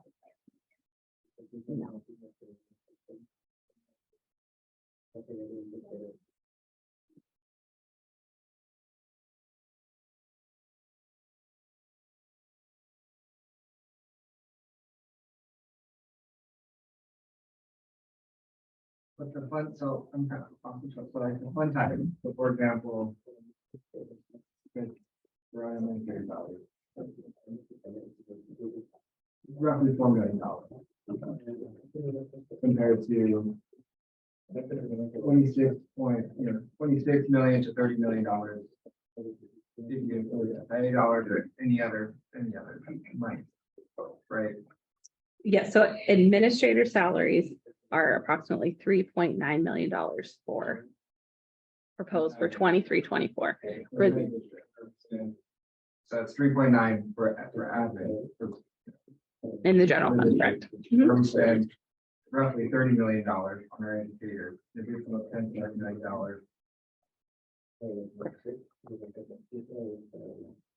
Classified staff, is that like teachers assistant? That is educational assistants, that is custodians, that is our secretaries. Yeah, lunchroom staff, you won't see in the general fund. They have their own special fund, Fund 205. But yes, they are classified staff. So is that money from raising?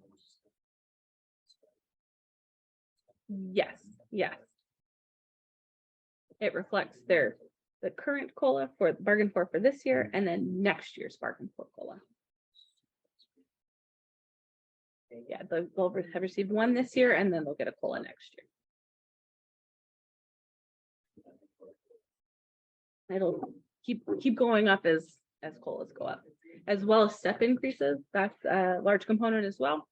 So staff, as they have more years of experience, they get a step increase as well as their COLA.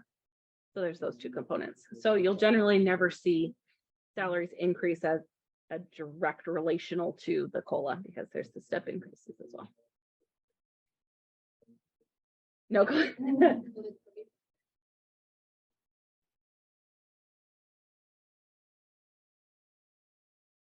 In the general fund, correct. In the general fund across the district, correct. There could theoretically be more, yes. Mhm. They fall under, yes, the salaries and working conditions for their specific position for administrators and supervisors and managers. They don't fall under the licensed bargaining unit or the classified bargaining unit.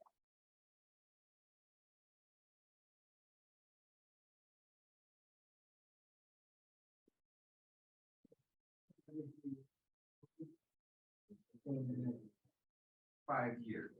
Take a snapshot of what we think the district budget will be in 5 years. As we see the property taxes increase. We see property taxes increase, we see additional revenue from property taxes. But it's offset regardless of the school fund Correct. decrease. So we will see a decrease in general fund, and offset of the property taxes, as the expenditure stay the same. That's just because of. How state school fund is calculated. Correct. So even though Woodburn community is growing, property value wise, we don't see an impact of that, because again, our state school fund goes down. The more we receive in property tax revenue, the lower our state school fund gets. Again, the only time we see an increase in our state school fund is if our enrollment increases. And unfortunately, even though we have all this great rebuilding going on, it's not resulting in increased enrollment. So Hopefully that'll change if people are being homeschooled and they finally start coming back into the system. it would be great if enrollment increased. Mhm.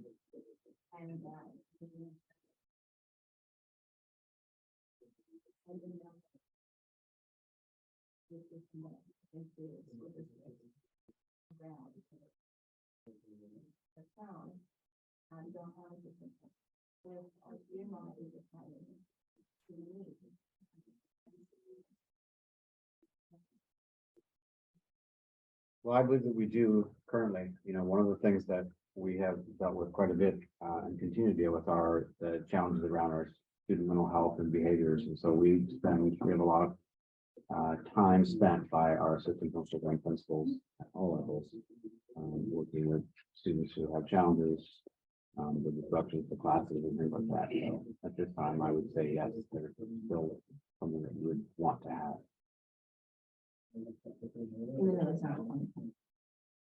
It's not as common in certain areas, that's for sure, but we receive a much larger, and we thought before the ADMW amount, and that's part of the reason is that there's a general understanding that it's more difficult to work in places with high poverty and there are more needs, and that's why our ADMW is higher than that of other districts. And so those dollars coming in support some of that. That's something that in this budget we're not prepared to reduce. We think that there's enough needs still at managing each of the buildings that the assistant principals are necessary. Even though that number is declining. The number of behavioral incidents is going up. So percentage wise, we're not seeing a decrease in that.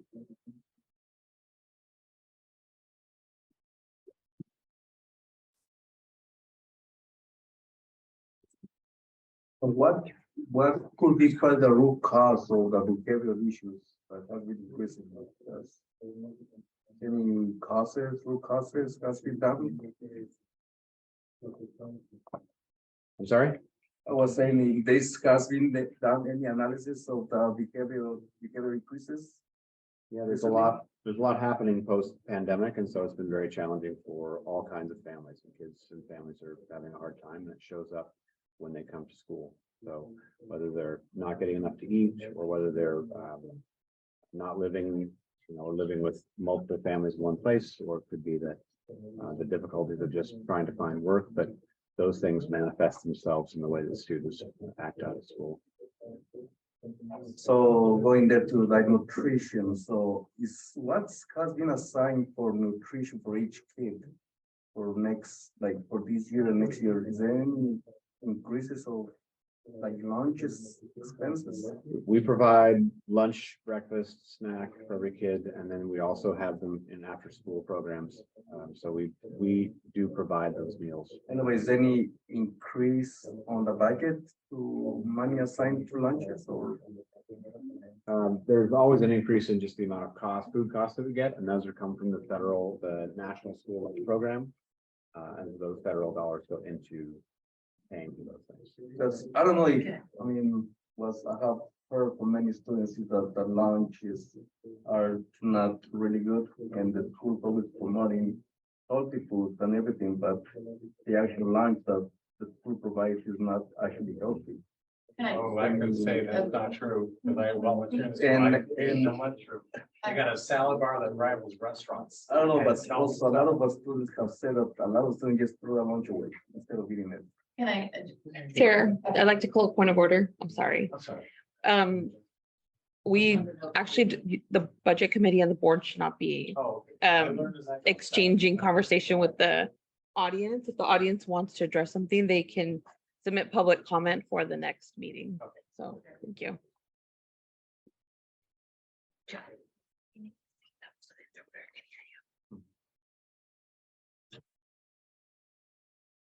Okay, so moving So through, lunch will be the same.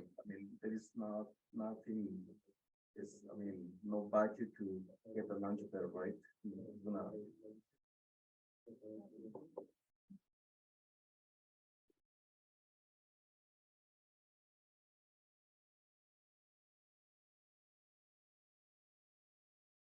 Or not us?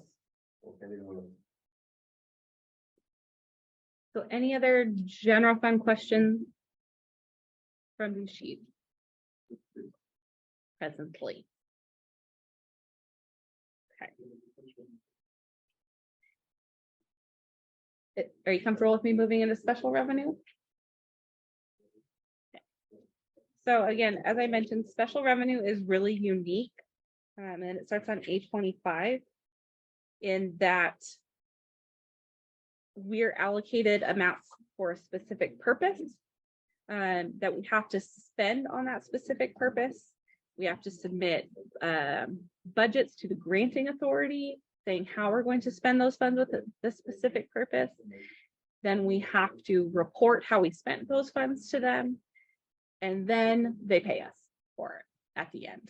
So most of our grants are not paid for upfront, so they don't just give us a pot of money and say, hey, go forth and do great things. It's here's what we will allocate to you, submit your proposal for this amount. We will say yay or nay.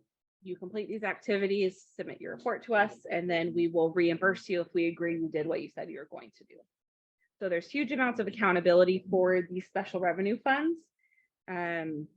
We're not, again, these reporting requirements are not unique to Woodburn School District. This is a requirement for districts across the entire state, and in great parts across the entire nation for things like Title 1A, Title 1C, Title 2, for example. So there's very specific requirements in these. When we budget for special revenue funds, we budget generally higher than what we're currently spending as special revenue funds, because the amounts that were granted are so specific as to what we receive. So if we receive an increased amount from the state or a new grant from the state, we want to make sure we don't have to come back to the budget committee to completely rewrite the budget each time we're allocated a new grant. The reporting piece is very specific. Again, the accountability piece is already there with whatever granting agency we have. So that's all in there.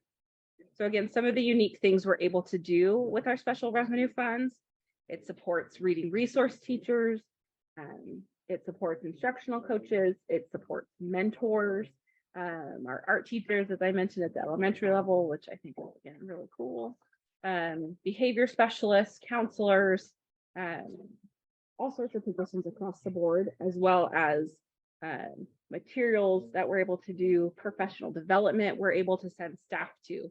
But again, it's very specific as to what that granting agency says you can spend those monies on.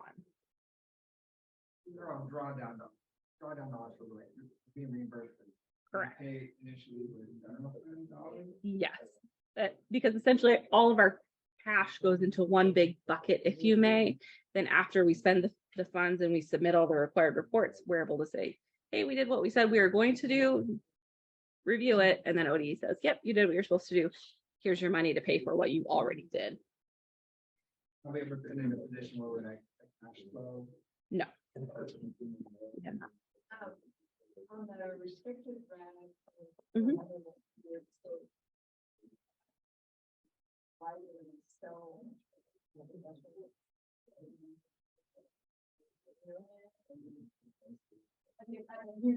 That is, so for 22-23, you'll see that amount is significantly higher, and that was for the ESSER dollars we received. Again, those ESSER dollars are tapering down the amount that we're receiving. So for 23-24, you're going to see that again go down significantly, and then next year you're going to see it even less until it's down a lot. There's still a lot of other things that fall under that category. For example, Title 1A, Title 2, Title 1C all fall under the federal category, but again, that amount will continue to decrease. And what do you use these funds on? So ESSER is specific as to what we can spend it on. Like I mentioned before, we had some capital projects that we're doing, the HVAC units, anything related to pandemic learning loss or unfinished learning. It could go towards tutors, correct. In prior years and in this year as well, we're spending a good chunk of it on summer school, learning programs that have been purchased to support students, after school programming, things like that. Pandemic related and. Correct. Anything from the building and it to air like Yeah. filters to Yeah. a tutor course. Correct. Correct. The strategy there was to use pandemic dollars as we can on a one-time cost. So they don't get built into the budget because the pandemic dollars. We were really careful. Thank you, Anthony, for bringing that up about not hiring a bunch of FTE. I'm sure you've heard in a lot of our surrounding districts, they've had to do massive layoffs because they hired a lot of staff with ESSER funds. We didn't want to be in that boat. So we tried to be very strategic with paying for staffing under this. I think right now we have 4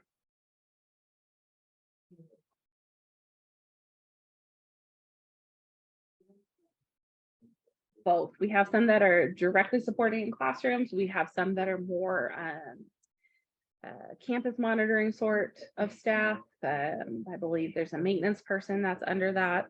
And so it's a variety of positions. Mhm.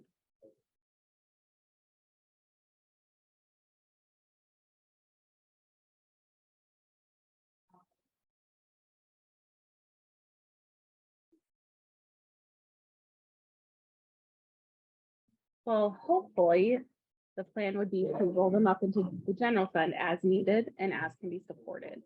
So again, through the natural attrition process, if those positions can be absorbed into the general fund, that's ideally what we would do.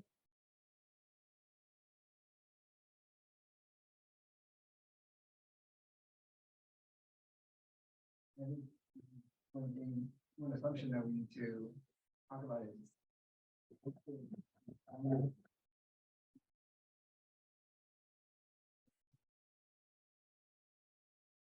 If it's around, folks have a contract, whether it's the general fund, but the revenue after the property taxes, however, the revenue coming in.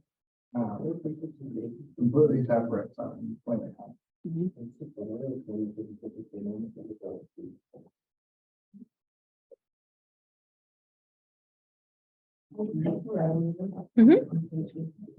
Yep. I noticed the budget was big for computer software. So one of the things we have done a lot with in those functions, the 470 and 480, 470 computer software has been a lot of the online school program is the computer software piece, and the computer hardware has been a lot of the Chromebook refreshes we have done for students. So yes, those amounts are rather large because we've done a lot of work around that. And so, I guess that's what I'm understanding. For the 1111 or the objects in total. Yeah, I can see it.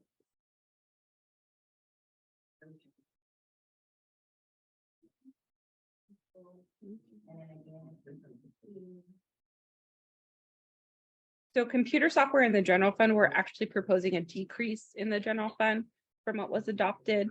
That's going to be computer software across the board. That's going to be software that's used for students directly. That's going to be our student information software.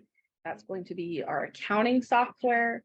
It's going to be the software that runs the district website. So I don't know if I can really speak to specifically as to what each of those are, because it does encompass everything if we're just looking at that object level.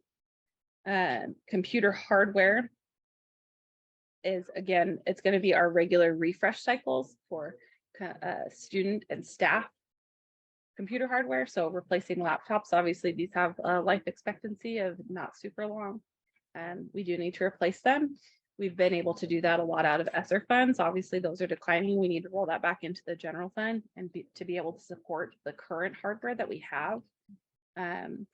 Computer hardware also includes things like the projectors in each classroom. It would be things like the TV behind you. That all goes into those as well. So those are mainly our regular refreshment cycle sort of items.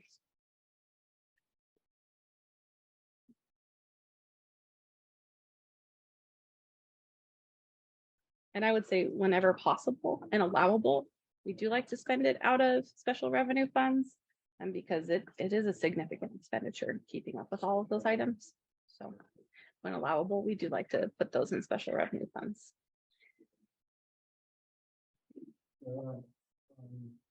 Page 37. 2190. I'm seeing safety license salaries and classified, or just license FP and classified FP. But I see so decrease is there, but an increase in administrative. So last year, and this was a mistake, one of the FTE that was under license salary last year was actually one of the administrator positions. it was coded incorrectly in the system. The 2190 in this account is no longer in 2190. So that is a decrease. So there was an administrator coded As licensed. Mhm. that was part of that 3.5. Yeah, so that was actually 2.5 and the administrator should have been 2.10. That's correct. It's reflected currently. Correct, in this 2190 category.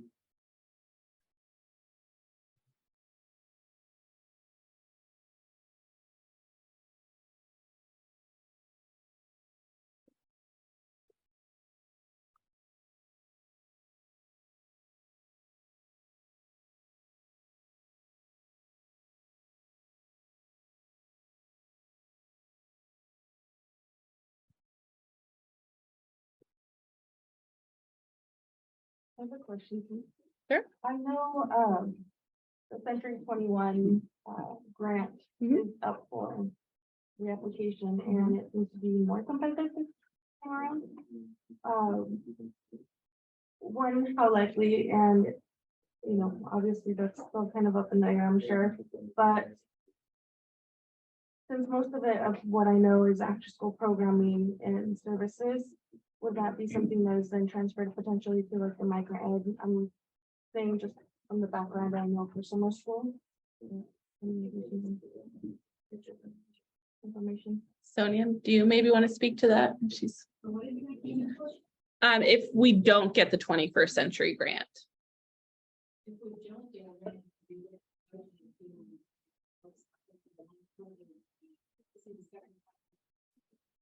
Third.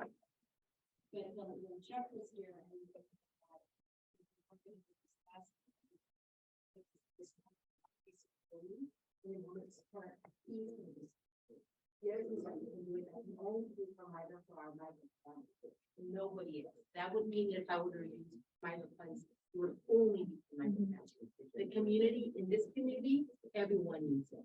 My homeless, my migrant, regular families that are working. So it's a little bit bigger and more complex than just saying that I'm gonna open it up for my family.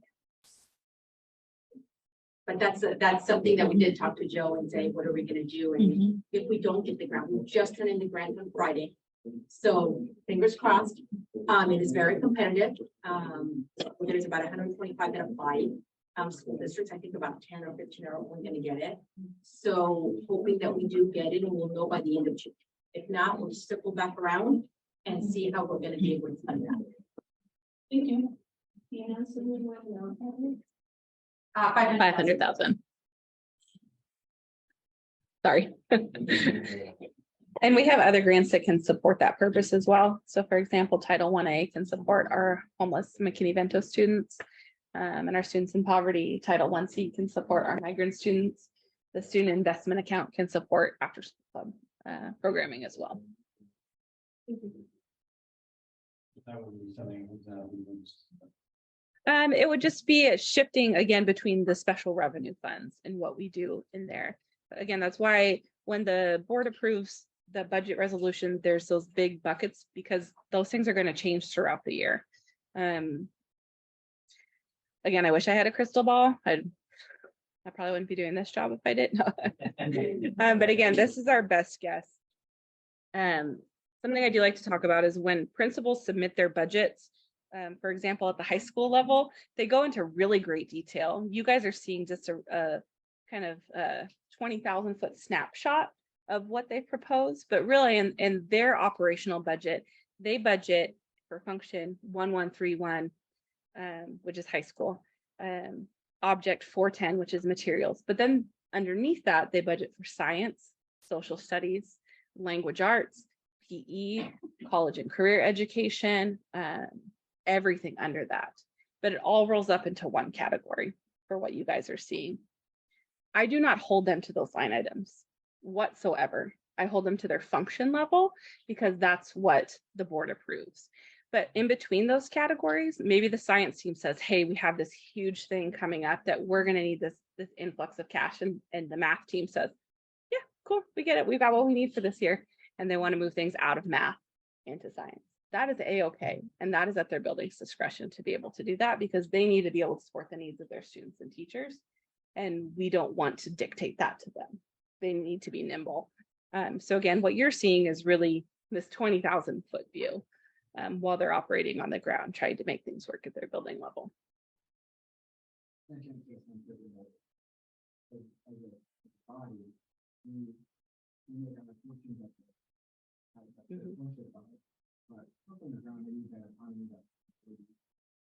matter where the best budget committee or board member in the country, they'll never know what it's like in the classroom.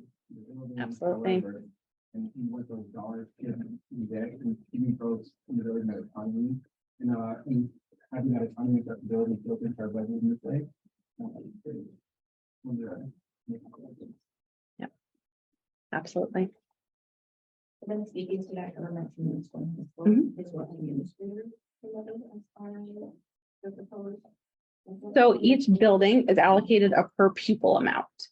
The amount is the same for each elementary, the same for each middle school, and the same for each high school. So the same amount per student at each level. So they're allocated a per pupil amount based upon their December census data. They work with their building teams to determine what that budget's going to be. And when we talk about the budget that they're determining, it's really their paper and pencil budget, what they're doing for supplies, materials, those sorts of things. Not staffing level, that our student counts drive staffing levels. So they're driving those amounts with their building leadership.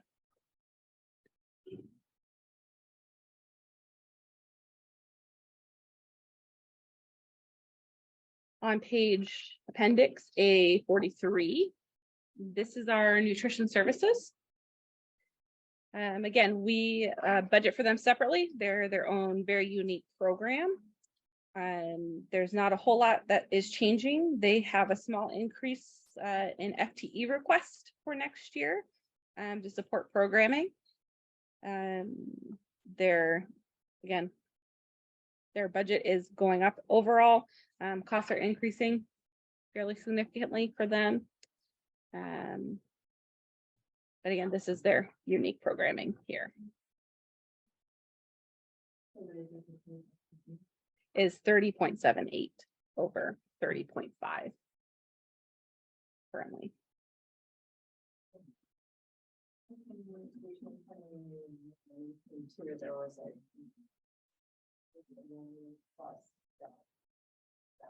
In expenditures or which? Nutrition services at the top, the total, oh no, that's the resource. Oh, how I did you? Yeah. How come you have to get? So during the pandemic and for the year after the pandemic, so we're reimbursed for meals under specific programs. During the pandemic and post-pandemic, we were reimbursed under the seamless summer option, which is a higher reimbursement rate than the National School Lunch Program. That's all the districts across the state were able to offer free lunches to all students. Well, that program has ended. And so we're reimbursed for those meals at a lower rate now. So that's why revenue was up so high in 21-22.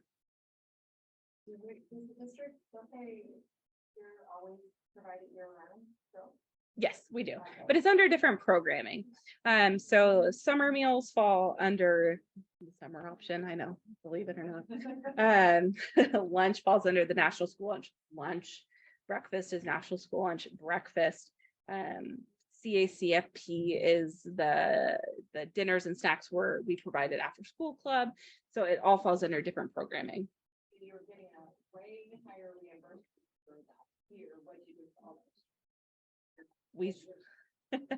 so it all stays in Fund 205. So any revenue that comes in for school lunches stays in this fund, period, end of story. It can't go anywhere else. It belongs to this fund. It just rolls over for operations year over year. So they can purchase new equipment. They can do it extended time for what they need to do. They can change up the products that they're serving. This last year, I know they increased portion sizes at the high school. all of those things. But again, if it comes into the nutrition services revenue, it stays in nutrition services for all of eternity. That's why you see a beginning fund balance with the dot 5,400 at the bottom of that. They have some kind of a rollover. Yep. Yeah. Additionally, during that summer kind of feeding program, there were opportunities for us to do grab and go, which is different than a serving of lunch. And so there are different rules around those things. So some of those, of course, become more costly. We were transporting them to people's homes during the pandemic. Yes. So those things were all additional costs, packaging and all the rest of it. So fundraise, but you'll see that this is one of those weird funds that does have its own beginning fund balance. So those funds have to stay within that. Okay. There's also really tight restrictions on what we can and cannot spend on in nutrition services. They have a whole additional level of approval process at ODE. So these are totally separate, and to make sure we adhere to those specific requirements for school lunch program.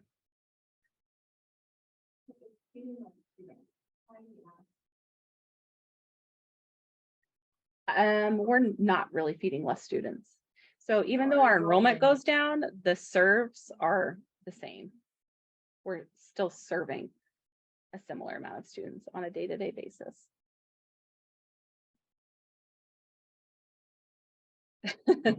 So,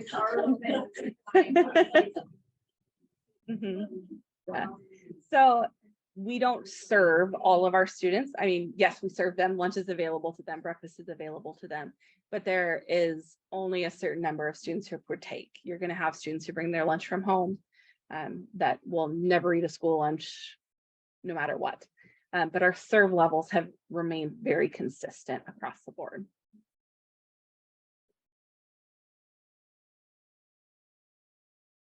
Theoretically, or we could have a higher interest of students partaking in lunch, and it just depends on what that makeup was. But our serve levels have remained pretty consistent.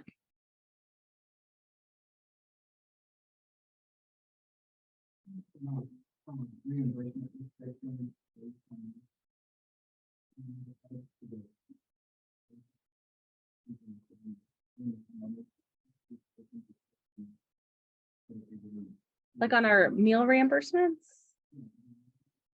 Yeah, we still had, so for any of the nutrition services programming, there are specific things that go into each meal to make it reimbursable. There are specific things we have to offer and specific things students have to take in order for that meal to be paid from the federal government to us. It was the same during the pandemic. There were certain things we had to offer for them. During the pandemic, the restrictions, the seamless summer option restrictions, are a lot looser than our regular restrictions. So we could do grab and go meals. We could have parents come up and pick up meals for their students. We can't do that any longer. They have to take specific components. We have to offer specific things. It has to meet certain requirements, certain meal pattern requirements. So there are a lot more restrictions on us presently than there were under the pandemic, rightfully so. So we're back to kind of business as usual, if you may, for our nutrition services programming.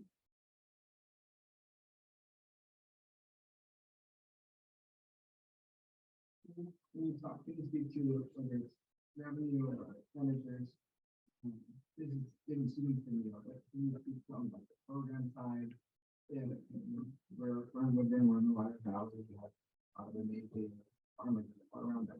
Can you speak to programs where we can have, farm to food type services? What does that look like? So we do have a farm to school grant, which is helps us buy local produce from local farmers. We participate in that already. We have the Kim, I'm not going to remember the name. What's that? Yeah. We receive a DoD grant as per year, which allows us to buy US-based foods, fruits and vegetables on that. The farm to school grant is available. They have to belong to the farm to school. They have to qualify within USDA in order to participate from it. For instance, we just we had 4 weeks of apples that we got from the Hood River down here. We just finished up with that before spring break, and we do as much farm to school as we can. We do. No. We also have things like the fresh fruit and veggie program, which is set up to give students a sample of fruits or vegetables they might not normally partake in. So it's kind of like a sample. I know they've done like cilantro, jicama, things like that, just to get students to try and experience something new that they might normally not partake in. But that is a separate grant as well.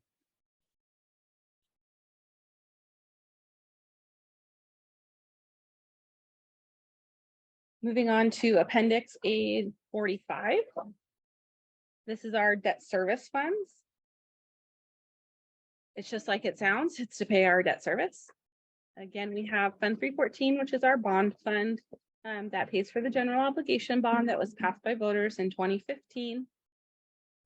We assess property taxes to cover this debt amount. And then again, we have our full faith and credit obligation, which the refinancing that refinanced an old portion of debt for a better rate. And then to finance the expansion at the high school was done in 2019. And again, that's funded from a transfer from the general fund, as well as a transfer from special revenue funds, the high school success grant. So pretty straightforward for those.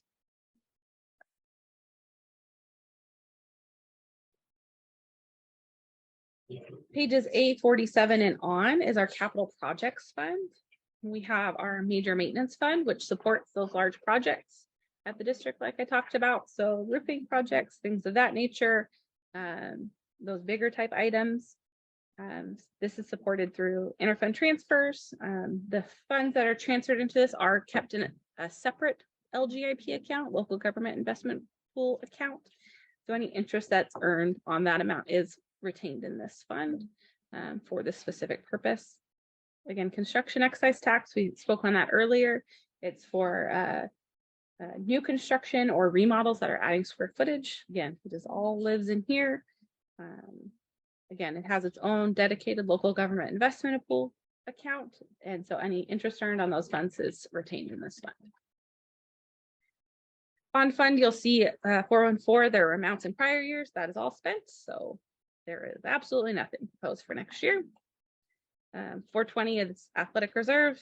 Again, it's funded by a transfer from the general fund. And then the high school success, that was funded by the full faith and credit obligation. Again, you see nothing proposed because that project is complete and all of those funds have been expended. So eventually you'll see 426 and 414 completely drop out of the budget. To give us this story of what's going on, when it comes to how we were adding additional money just before the new circular came in every year around $100,000. Something million. Okay, we got $1 million. If we're going to try and do more than $400,000 from any fund balance to be able to get it in circular. Yep. So this one was actually started before I came, but my understanding when I got here, it's for these bigger projects. For example, the turf field, at the high school and the track replacement. That's a pretty significant project, not something we can do out of the regular general fund operating amounts.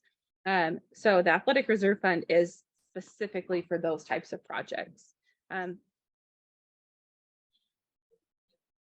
Yep. Yep.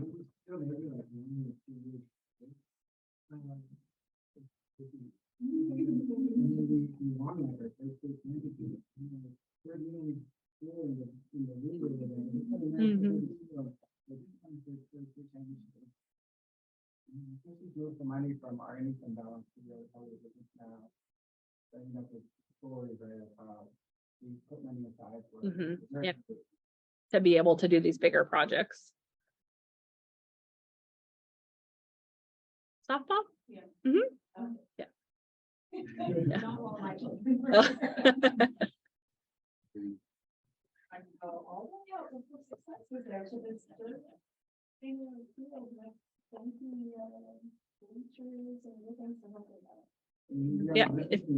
Yeah.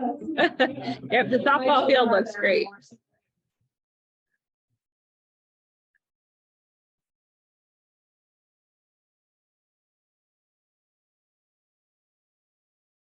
Yes.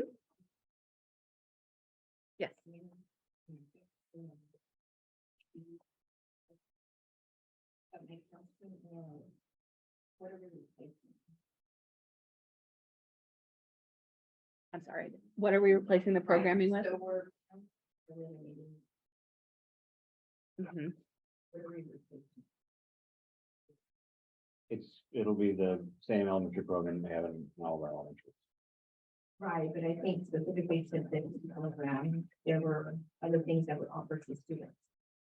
So for students, I mean, I don't know what grade level it's. So what would kids find next year? And the year after that, if they require the ID. So I don't have an answer to your specific question about what they will have directly for that. It wasn't actually budgeted in 22-23 either, if you're looking at an IB elementary, So like one of the schools have an item, right? But that's the one that wasn't budgeted even this year, right? I know that, I've seen that, right? but they haven't even. They have had, So my question is, what so, will happen? well, I will have to get you direct information about that. I will ask the questions, but essentially they'll be doing the same kind of things that all of our elementary schools are doing. So the other additional activities that we were paying for, and some of this I know was about travel and training for staff in ID things, right? So that kind of professional development for that kind of a teaching. But there was nothing budgeted this year for it either. And so the kids continue to do the things that were, each elementary kind of does the kinds of things they want to do with those. They continue to do the similar kinds of activities and without the additional funding. That was really mostly around some kind of travel. So you can see the 100-114-0342. That was a travel budget, and then dues and fees. So it looks like over the course of last year and the prior years, about $9,000 in fees to be registered as an IB school. So the differential there is that the travel out of district that was at 31, almost 31,000 is not proposed for this year. So that was the biggest part of that. I can get you specific program information, but they won't be doing the travel out for the thing. That's the big differential.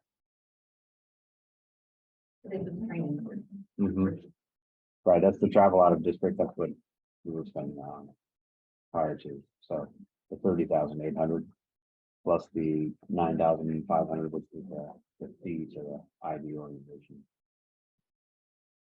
I guess my question is, students will no longer be receiving this direct service, whether who's the teacher, who's the product, who's the training. So they'll just be receiving. So one of the things to remember is that the ideas that work within IB and AP, they're all really good teaching ideas. So just because we're not sending you to the required training you go through doesn't mean that all of that kind of teaching will stop. The folks who are still there at Knowing Mirror, that's where the IB program was for elementary.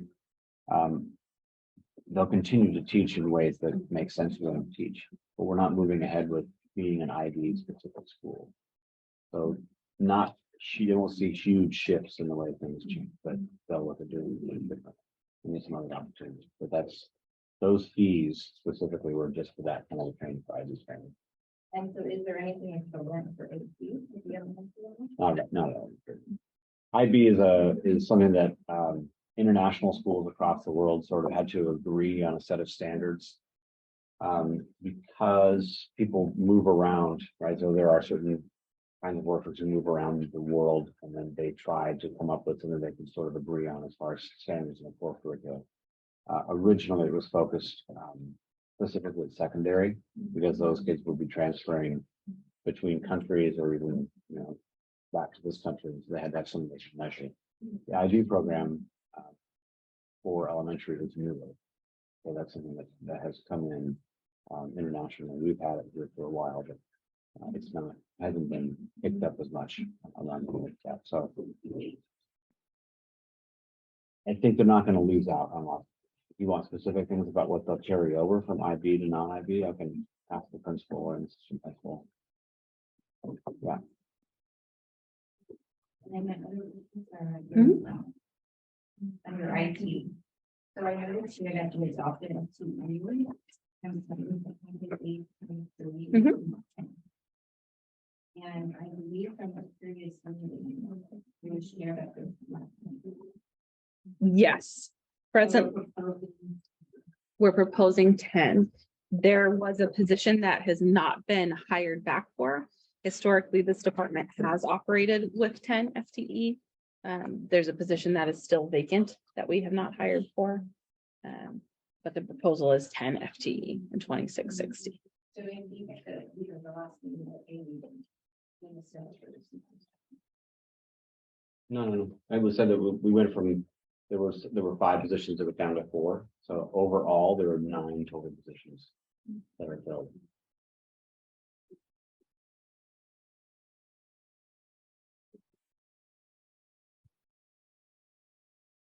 Proposing 1 additional, even though at some point before that one had been left vacant. So we'll continue to propose that. And these are all housed in the IT building. Yeah. There's only like 3 or 4. There are houses that's built on Well, that. I know, I property. didn't know. Yeah, and there are people who share off. Mhm. And most of our IT people are out and about. Helping buildings, a good chunk of their day.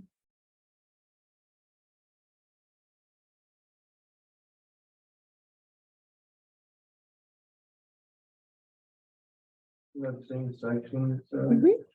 I'm seeing a 45,000 increase from last year to this year for that one administrator one. Is that the COLA or the what? Or are there other expenses tied to it? So for 22-23, that position, going back, was not allocated a full FTE for the entire year. So that's part of it. We're proposing a full FTE for the 23-24 year. So it was a mid-year hire for 22-23.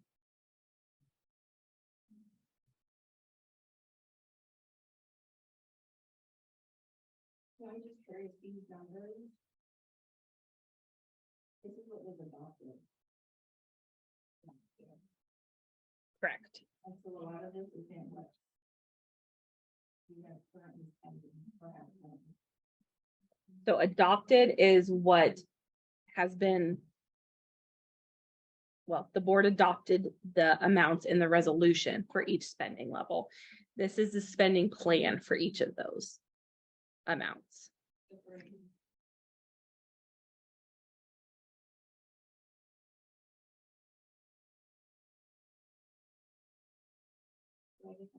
Like this doesn't show like some live.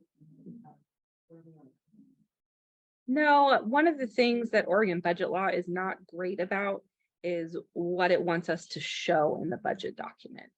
So for the budget document, we show actuals for 2 years, for 2021 and 21-22. We show those actuals because those amounts have been audited.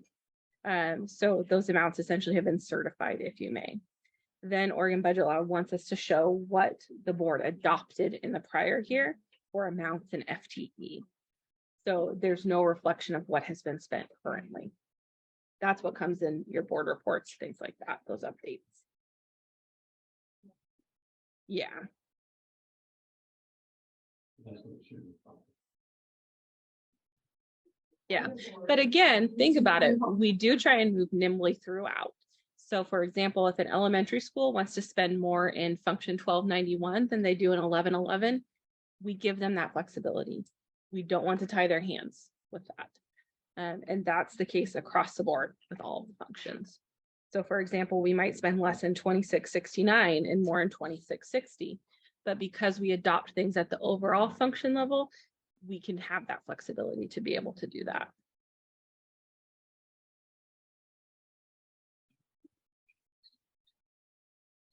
Sure.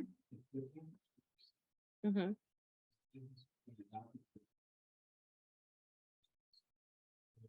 Mm-hmm. the collection level I talked about. So yes, while the amount that they're able to increase the assessed value on is capped at 3%, our collection levels have gone up significantly. Yeah, so yes, so the amount of people paying their property taxes this current year is higher than it's been. Yeah. Yeah. So I would say probably pre-pandemic, we were pretty steady on counting on that amount to be a 3% increase. But pandemic, post-pandemic, our collection levels went down pretty significantly, and now they're back up, so.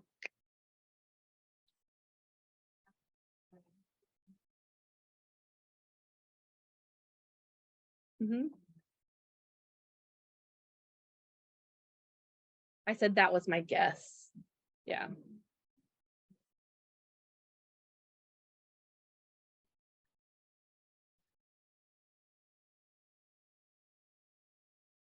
So. Do some math.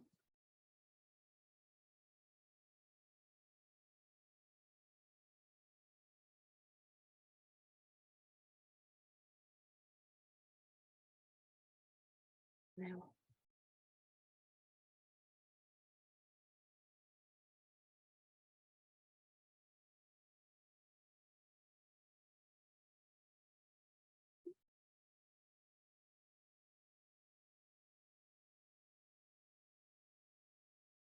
So for IT, it's actually only 49% of the budget is salaries and benefits for that function level, 2660. That's what's proposed for 23-24.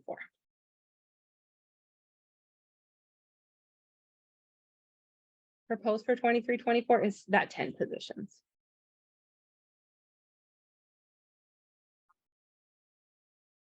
Correct.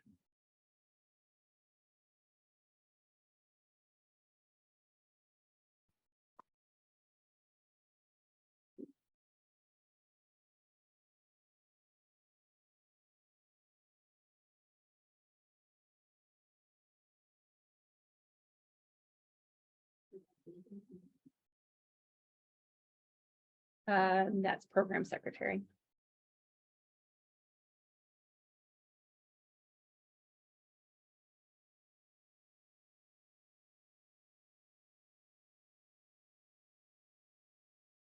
Mhm.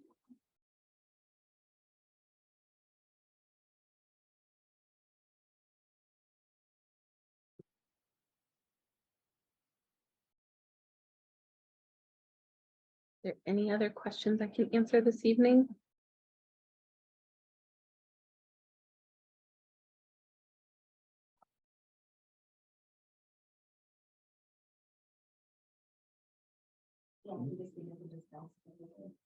Yes, you can discuss further. We've kind of done discussion throughout this, but if you want to discuss further, yes, you absolutely can.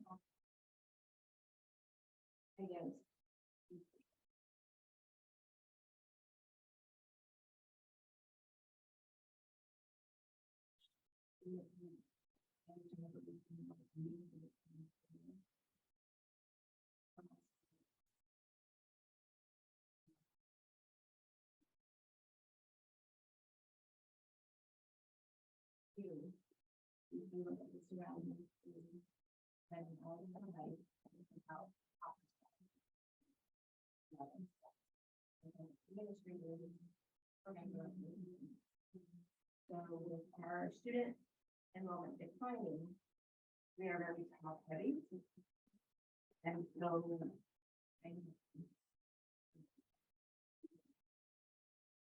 Yeah, Woodburn School District to another school district with them. What was on when I was 20.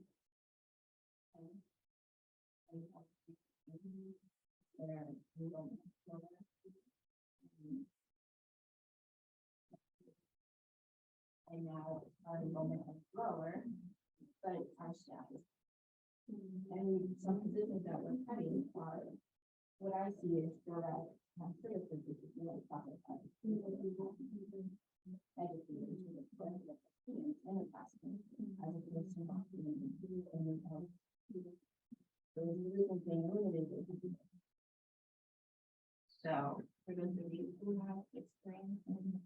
I'd be curious to hear your thoughts. So usually we would not have the administrators more than educators. I don't think that we're top heavy, we are. We're at above. We're already, you know, at the district level. Oh, I see.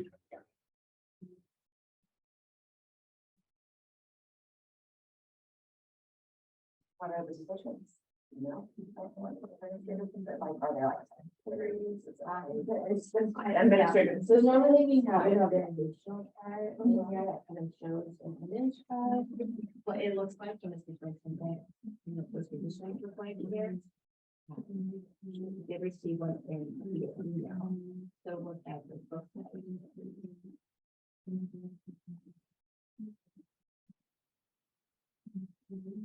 So this would be a superintendent, assistant superintendent, 1, 2, 3, 4, 5, 6, 7 directors. And below those, there's program administrators, assistant directors, assistant directors. So 1, 2, 3, 4 to 5 additional administrators below those departments. It's like, pretend we have to answer because I really don't know what it is. So when it looks like at surrounding schools, they have like less, they have like. That can't be so. Well, Canby has 17 in the tech department. Right, so they've allocated theirs slightly differently. But I'm referring to No, department. I know what they're referring to. So everybody structures their system a little bit differently. So they have different allocations for those. The directors that you see on the top, the 7 that you mentioned. You know, each one of those serves a different function. It is, in some cases, they have put them together during times of major crunch. We were talking about layoffs before. I think we did mention that there were many districts who put staff funding into ESSER funds, something that Woodburn chose not to do a few years ago and continued not to chose not to. So those reductions are coming out of them more specifically on that, or also have not done, you know, they're not having the same kind of growth. And so I think there's some differentials there. As far as the other ones down below go, there are different functions for each one of those. We have put this budget together, encompassing those people on the thing, as well as the increases, as well as looking at the long term for the next several years. Right, so I guess if we're not using other school districts to compare our district, we could look back at within school district years ago, Mhm. when we had more enrollment and less staff at the district office. And now it's the opposite. So how many years back are you going back? I would say before the plan. Is that 20? I was here.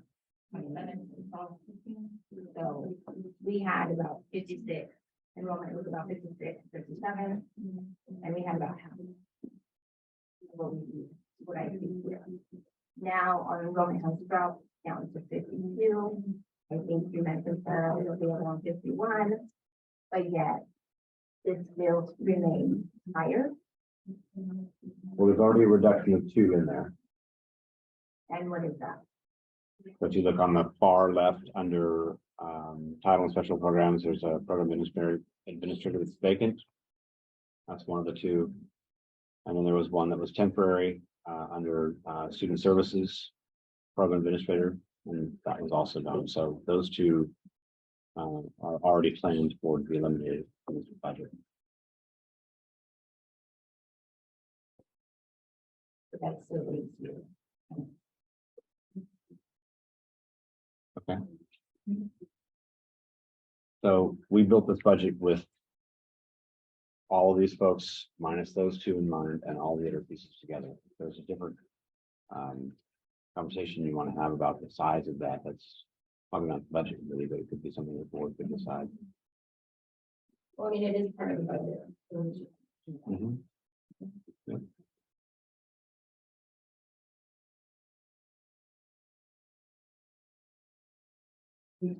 On the beginning slide, when I like first or second, you had at least a snapshot of the last 4 years, something like that. But No.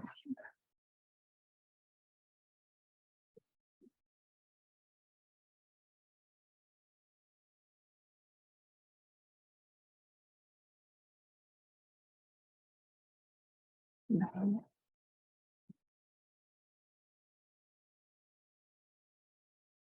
This one? Oh. 9.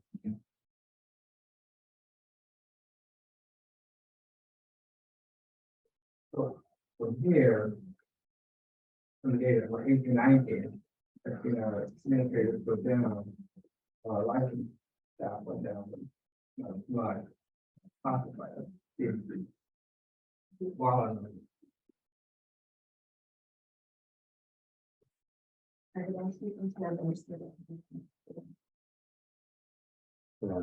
Other.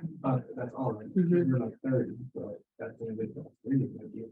But I didn't even, it's a drop.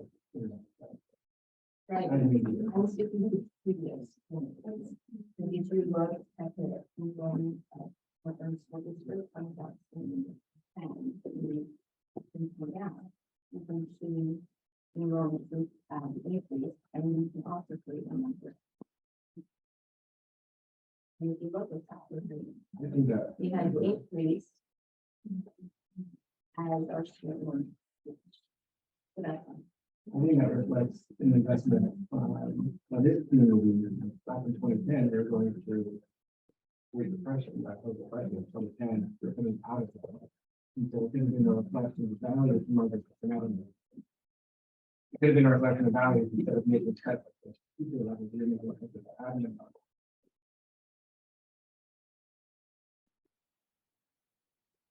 Let's just say, we want to go back to our levels during the depression, doesn't that why would you want to? well, 2015.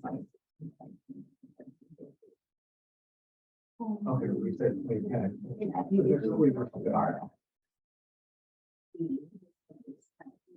You see the, and so that's just my question. Why the heaviness? When it's general. Well, the trend I see over the last 6 years is a decrease in admin. An increase in classified, while our license has probably decreased a little bit as well.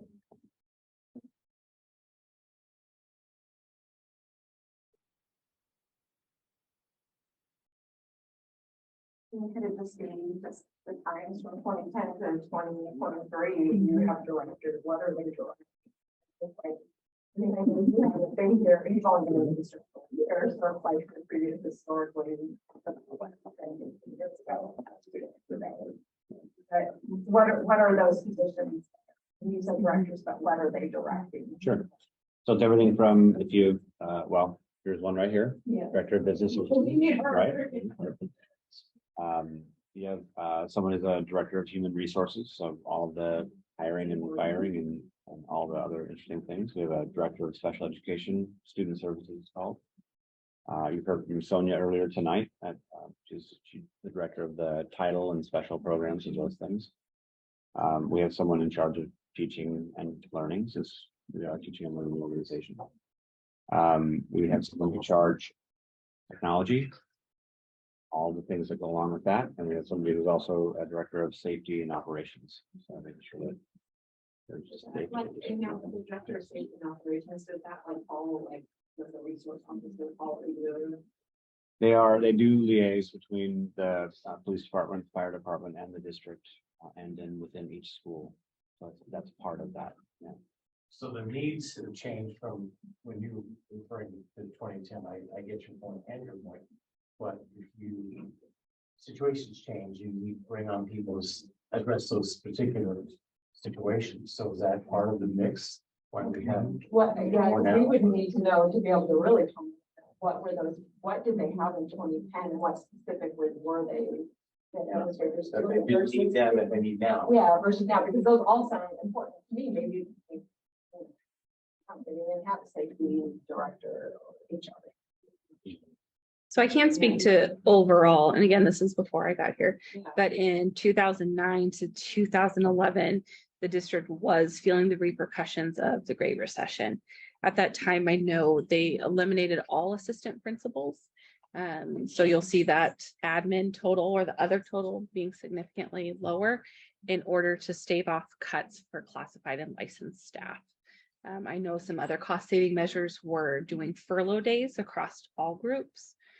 But the biggest cost saving measure was to eliminate assistant principals, which had a huge impact to each school. And here, when we talk about our number one revenue for district, state school fund, and then the state school fund, there is 7, 7, 8, through basically 2012, in the state really flat education, whether it's K-12, whether it's higher ed. Everything. And we never came back. It's a reflection of investment. We're going to take a run at it. But everything took a hit. And not only did it hit, the legislature, they had a special session after special session after special session. Because, so for example, everybody's the revenue, they're looking at we are. And they're looking at the revenue, and they're like, okay, great, here's our budget. 2 months later down the line, the legislature says, the money's not coming in anymore. And you have a reconvene, I wasn't there. But they had a reconvene, the budget committee again. The board had to come back together and say, we budgeted to X, and now we're at X minus 10%, 15% cut. The natural is actually, you feel like, there's a lot of variables. It's not just one thing, it's several things that all came together or had to be thinned out. Now we're fine, we bring back, we have number of needs that were there then. I mean, it's all part of the, I'd like to understand the whole logistics of it too. I just think for over 5,000 students, 30 administrators doesn't sound like a lot to me. I mean, that's just my house. I mean, 5,000 students is a lot. I mean, and we have what, 50, 60 staff, like classified and licensed staff. That's a lot for 30 people to have to take care of. And then if you look at surrounding school districts that are similar to it, it's like that. And that's when you begin to have.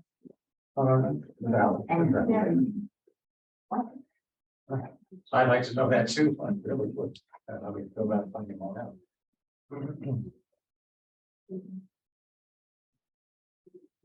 I think smaller staff schools, I mean, less enrollment than we've got. It's still a- So something.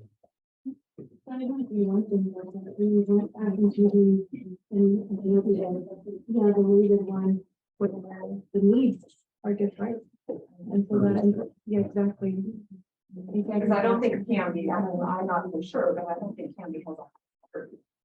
Also, Or so, and I don't know about ESL all the time.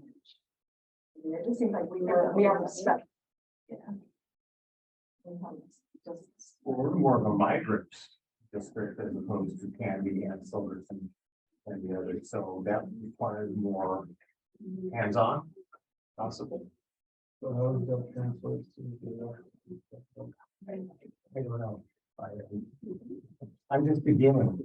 I'm trying to figure out the fairness of all this, you know?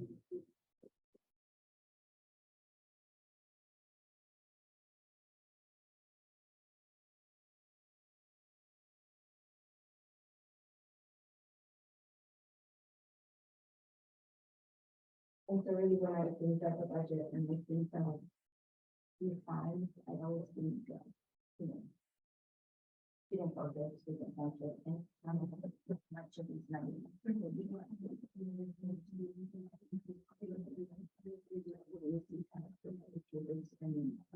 Understand, to me, that's what.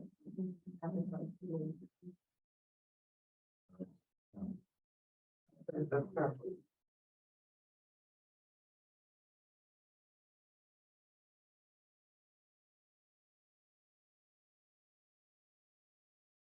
Let's see where you said cuts. I don't think that's here. Well, we're limited, I mean, if you look at the budget, there's that. They're moving them around. at the general fund versus revenue side, but if you look, these are rolled up, right? Yeah. So this is top level, this is that. Whether it's being funded by the funding stream. This is what we're budgeting to do. And so. If you have 3 FTEs cut licensing, which is 1%. And a 2% cut in admin out of 30 people. What, 7-8%?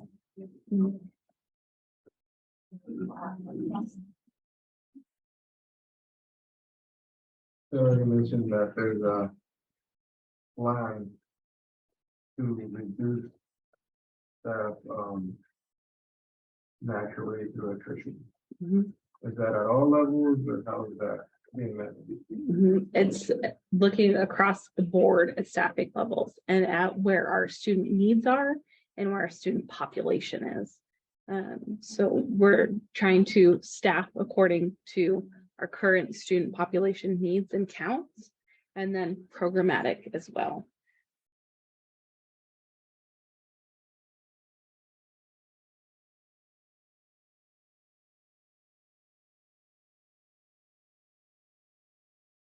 Is there anything balance? I think I put it in there, sorry. Yeah, I'm gonna write it in here.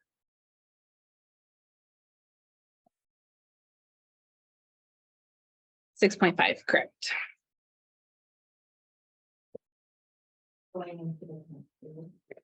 So the ending fund balance, that would be the fund balance that rolls over into the 24-25 school year.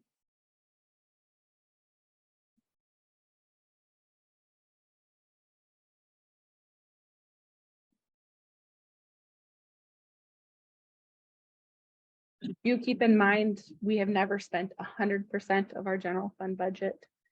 So what rolls into 24-25, I can say with almost certainty will be higher than 6.5 million.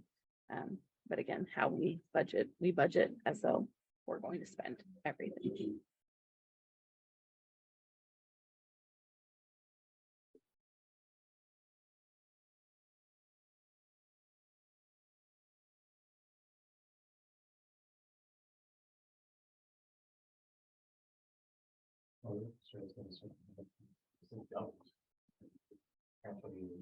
Mhm. I know, and interest.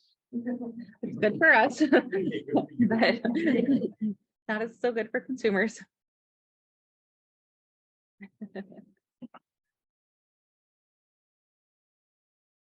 Chair, hearing no other discussion of the proposed budget, you can move us into the next agenda item.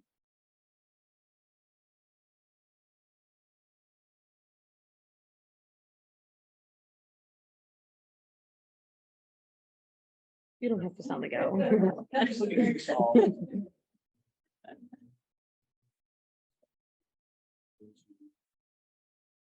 So we've asked that the public submit their public comment in advance and we didn't receive any. Oh.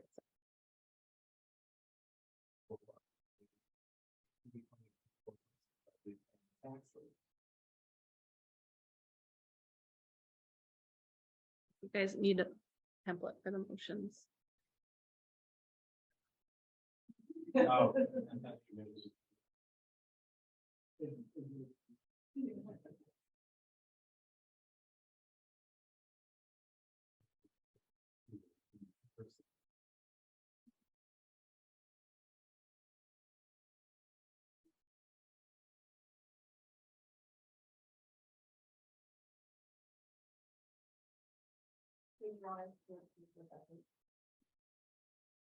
I want you to approve the budget when the budget committee is comfortable approving the budget.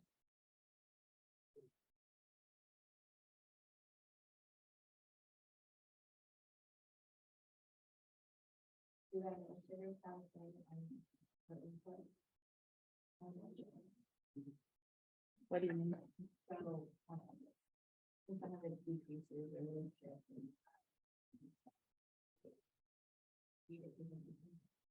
Yeah. Yeah. So.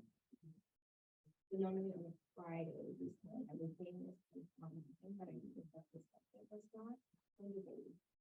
This budget? It's been out there. So we talked through staffing specifically with each level and each building based upon their current enrollment and projected enrollment needs. Is that what you're asking? Yeah. It should be posted on the website. And last year. I don't know why that happened. But they should all be out there. I'm just curious when our admin received the funds. So their individual budget they've had done since March, the overall budget. It's been prepared since Thursday. My question is they I don't know. like us or no, admin? What did you receive on? It was today. So how do you get input? Because what you're receiving is the rolled up document. Everything that's been prepared underneath has been discussed with the parties involved. So for example, we sit down with teaching and learning and talk through their budget and their staffing. We sit down with each principal and talk through their budget and their staffing levels. So that's done starting in February. They definitely can receive a copy of this. I don't know. What I'm saying is essentially what is in that document, they have seen and they prepared even. They've met with Joe, they've met with HR. All of that has occurred. They've seen all those pieces of it. Yeah. So like the elementary created their budget doesn't really It doesn't affect them.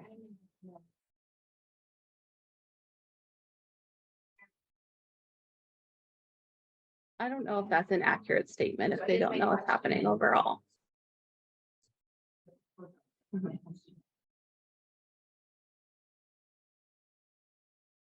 They should have had access to it on Friday, but I'm hearing them say they got it today.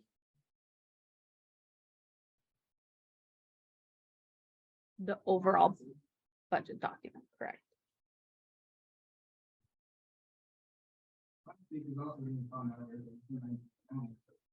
On Tuesday, correct? She had to put it out So, yes. and make a big change.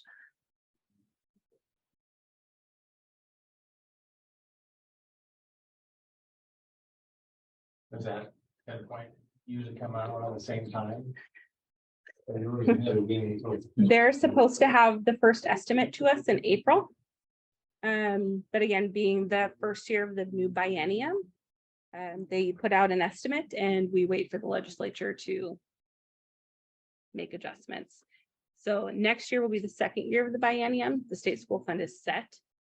So we'll have our estimate much earlier.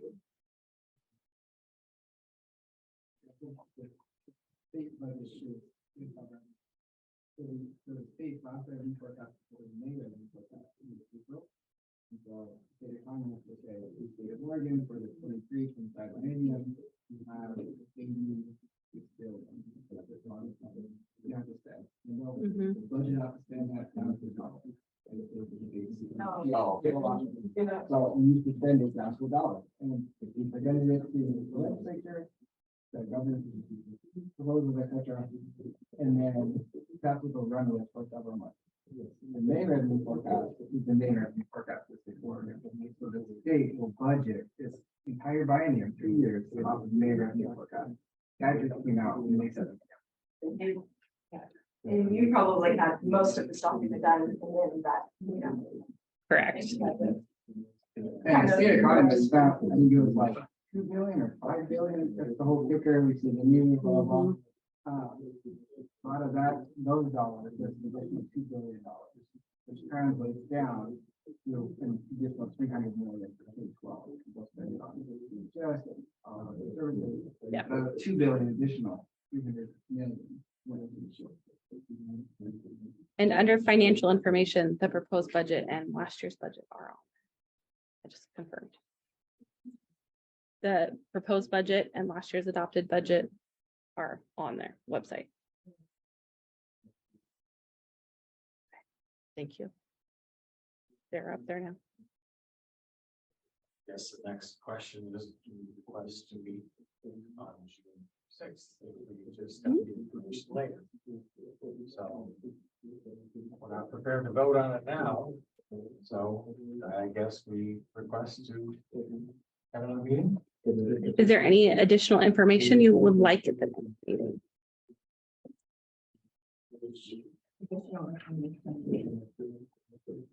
If you want to have another meeting, I want to come prepared with what you guys are needing to feel confident in the budget.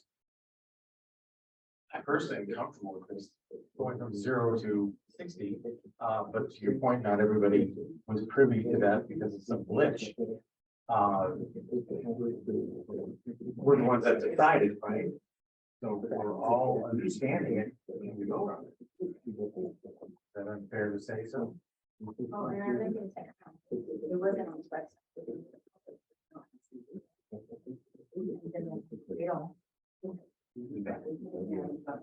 Okay, well, then that was that.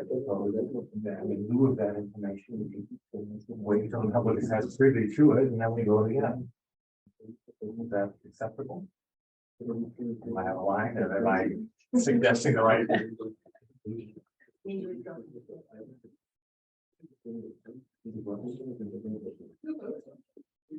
All of you at this table. Correct. I don't think you're gonna say something. I don't know too. I'm feeling like that was the only missing link here, so. And this is that process, so like, so the comment is on here, we're supposed to,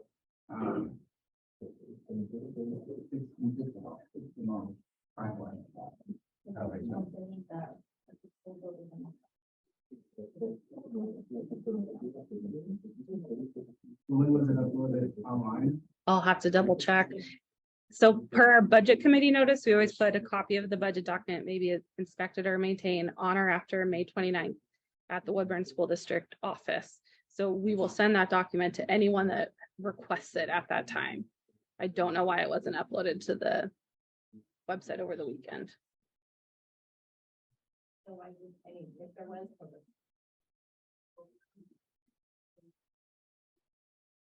They did have access. They can inspect it, they can email, they can call, and we would give them a physical hard copy of the budget. Yeah. What I'm saying is like Friday, like I see everything up. That was on. No, but it was available for inspection. So if you would have called or your neighbor would have called and said, can I see the budget? We would give them a hard copy. No, it was Memorial Day. I was not here, but it was available last week for that purpose to them on Thursday.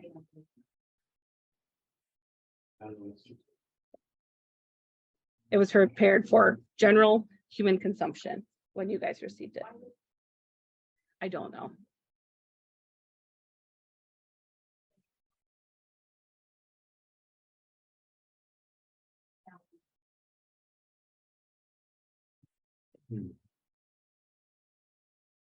If I was a parent, how would I know? That person? It says in our committee notice, our public meeting notice, who to contact and where, and the phone number. I just have a general.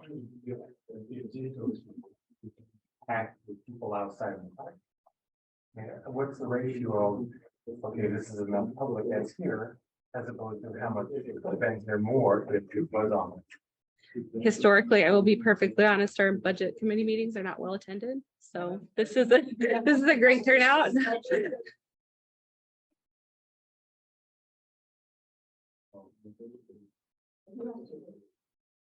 Anyone can make the motion. Who to approve the Woodburn School District 2023-2024 budget as presented or amended? I move to approve the tax rate. Do you do it separate? Each one is separate. Yeah, that's okay.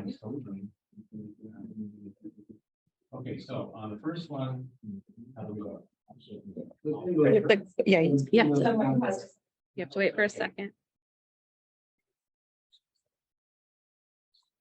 All right. Okay, so I Mhm. think Nope, now you have to call for a vote. I have to call for a vote. So I don't have a set of rules. That's right. No, All- you're doing great. All in favor? All right, call for a vote. Aye. I, And then call for nays. Those opposed? Oh, those opposed.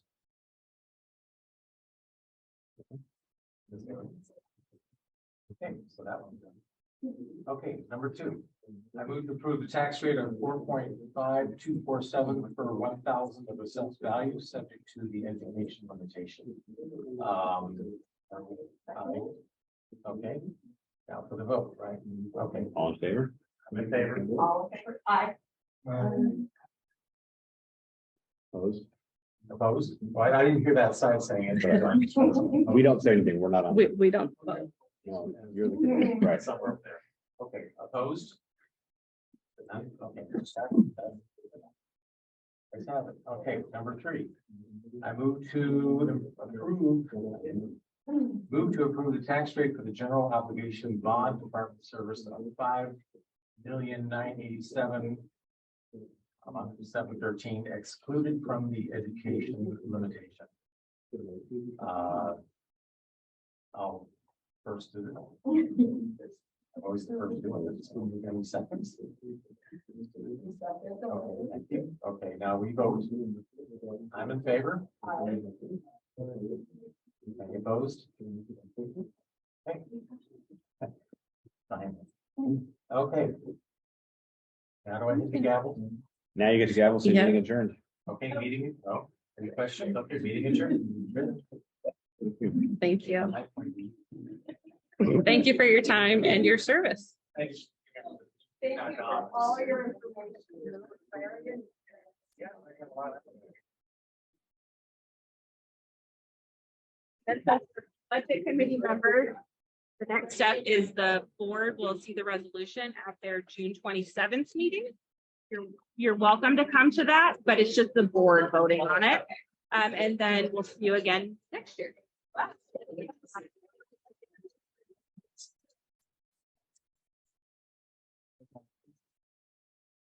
You have your board meeting.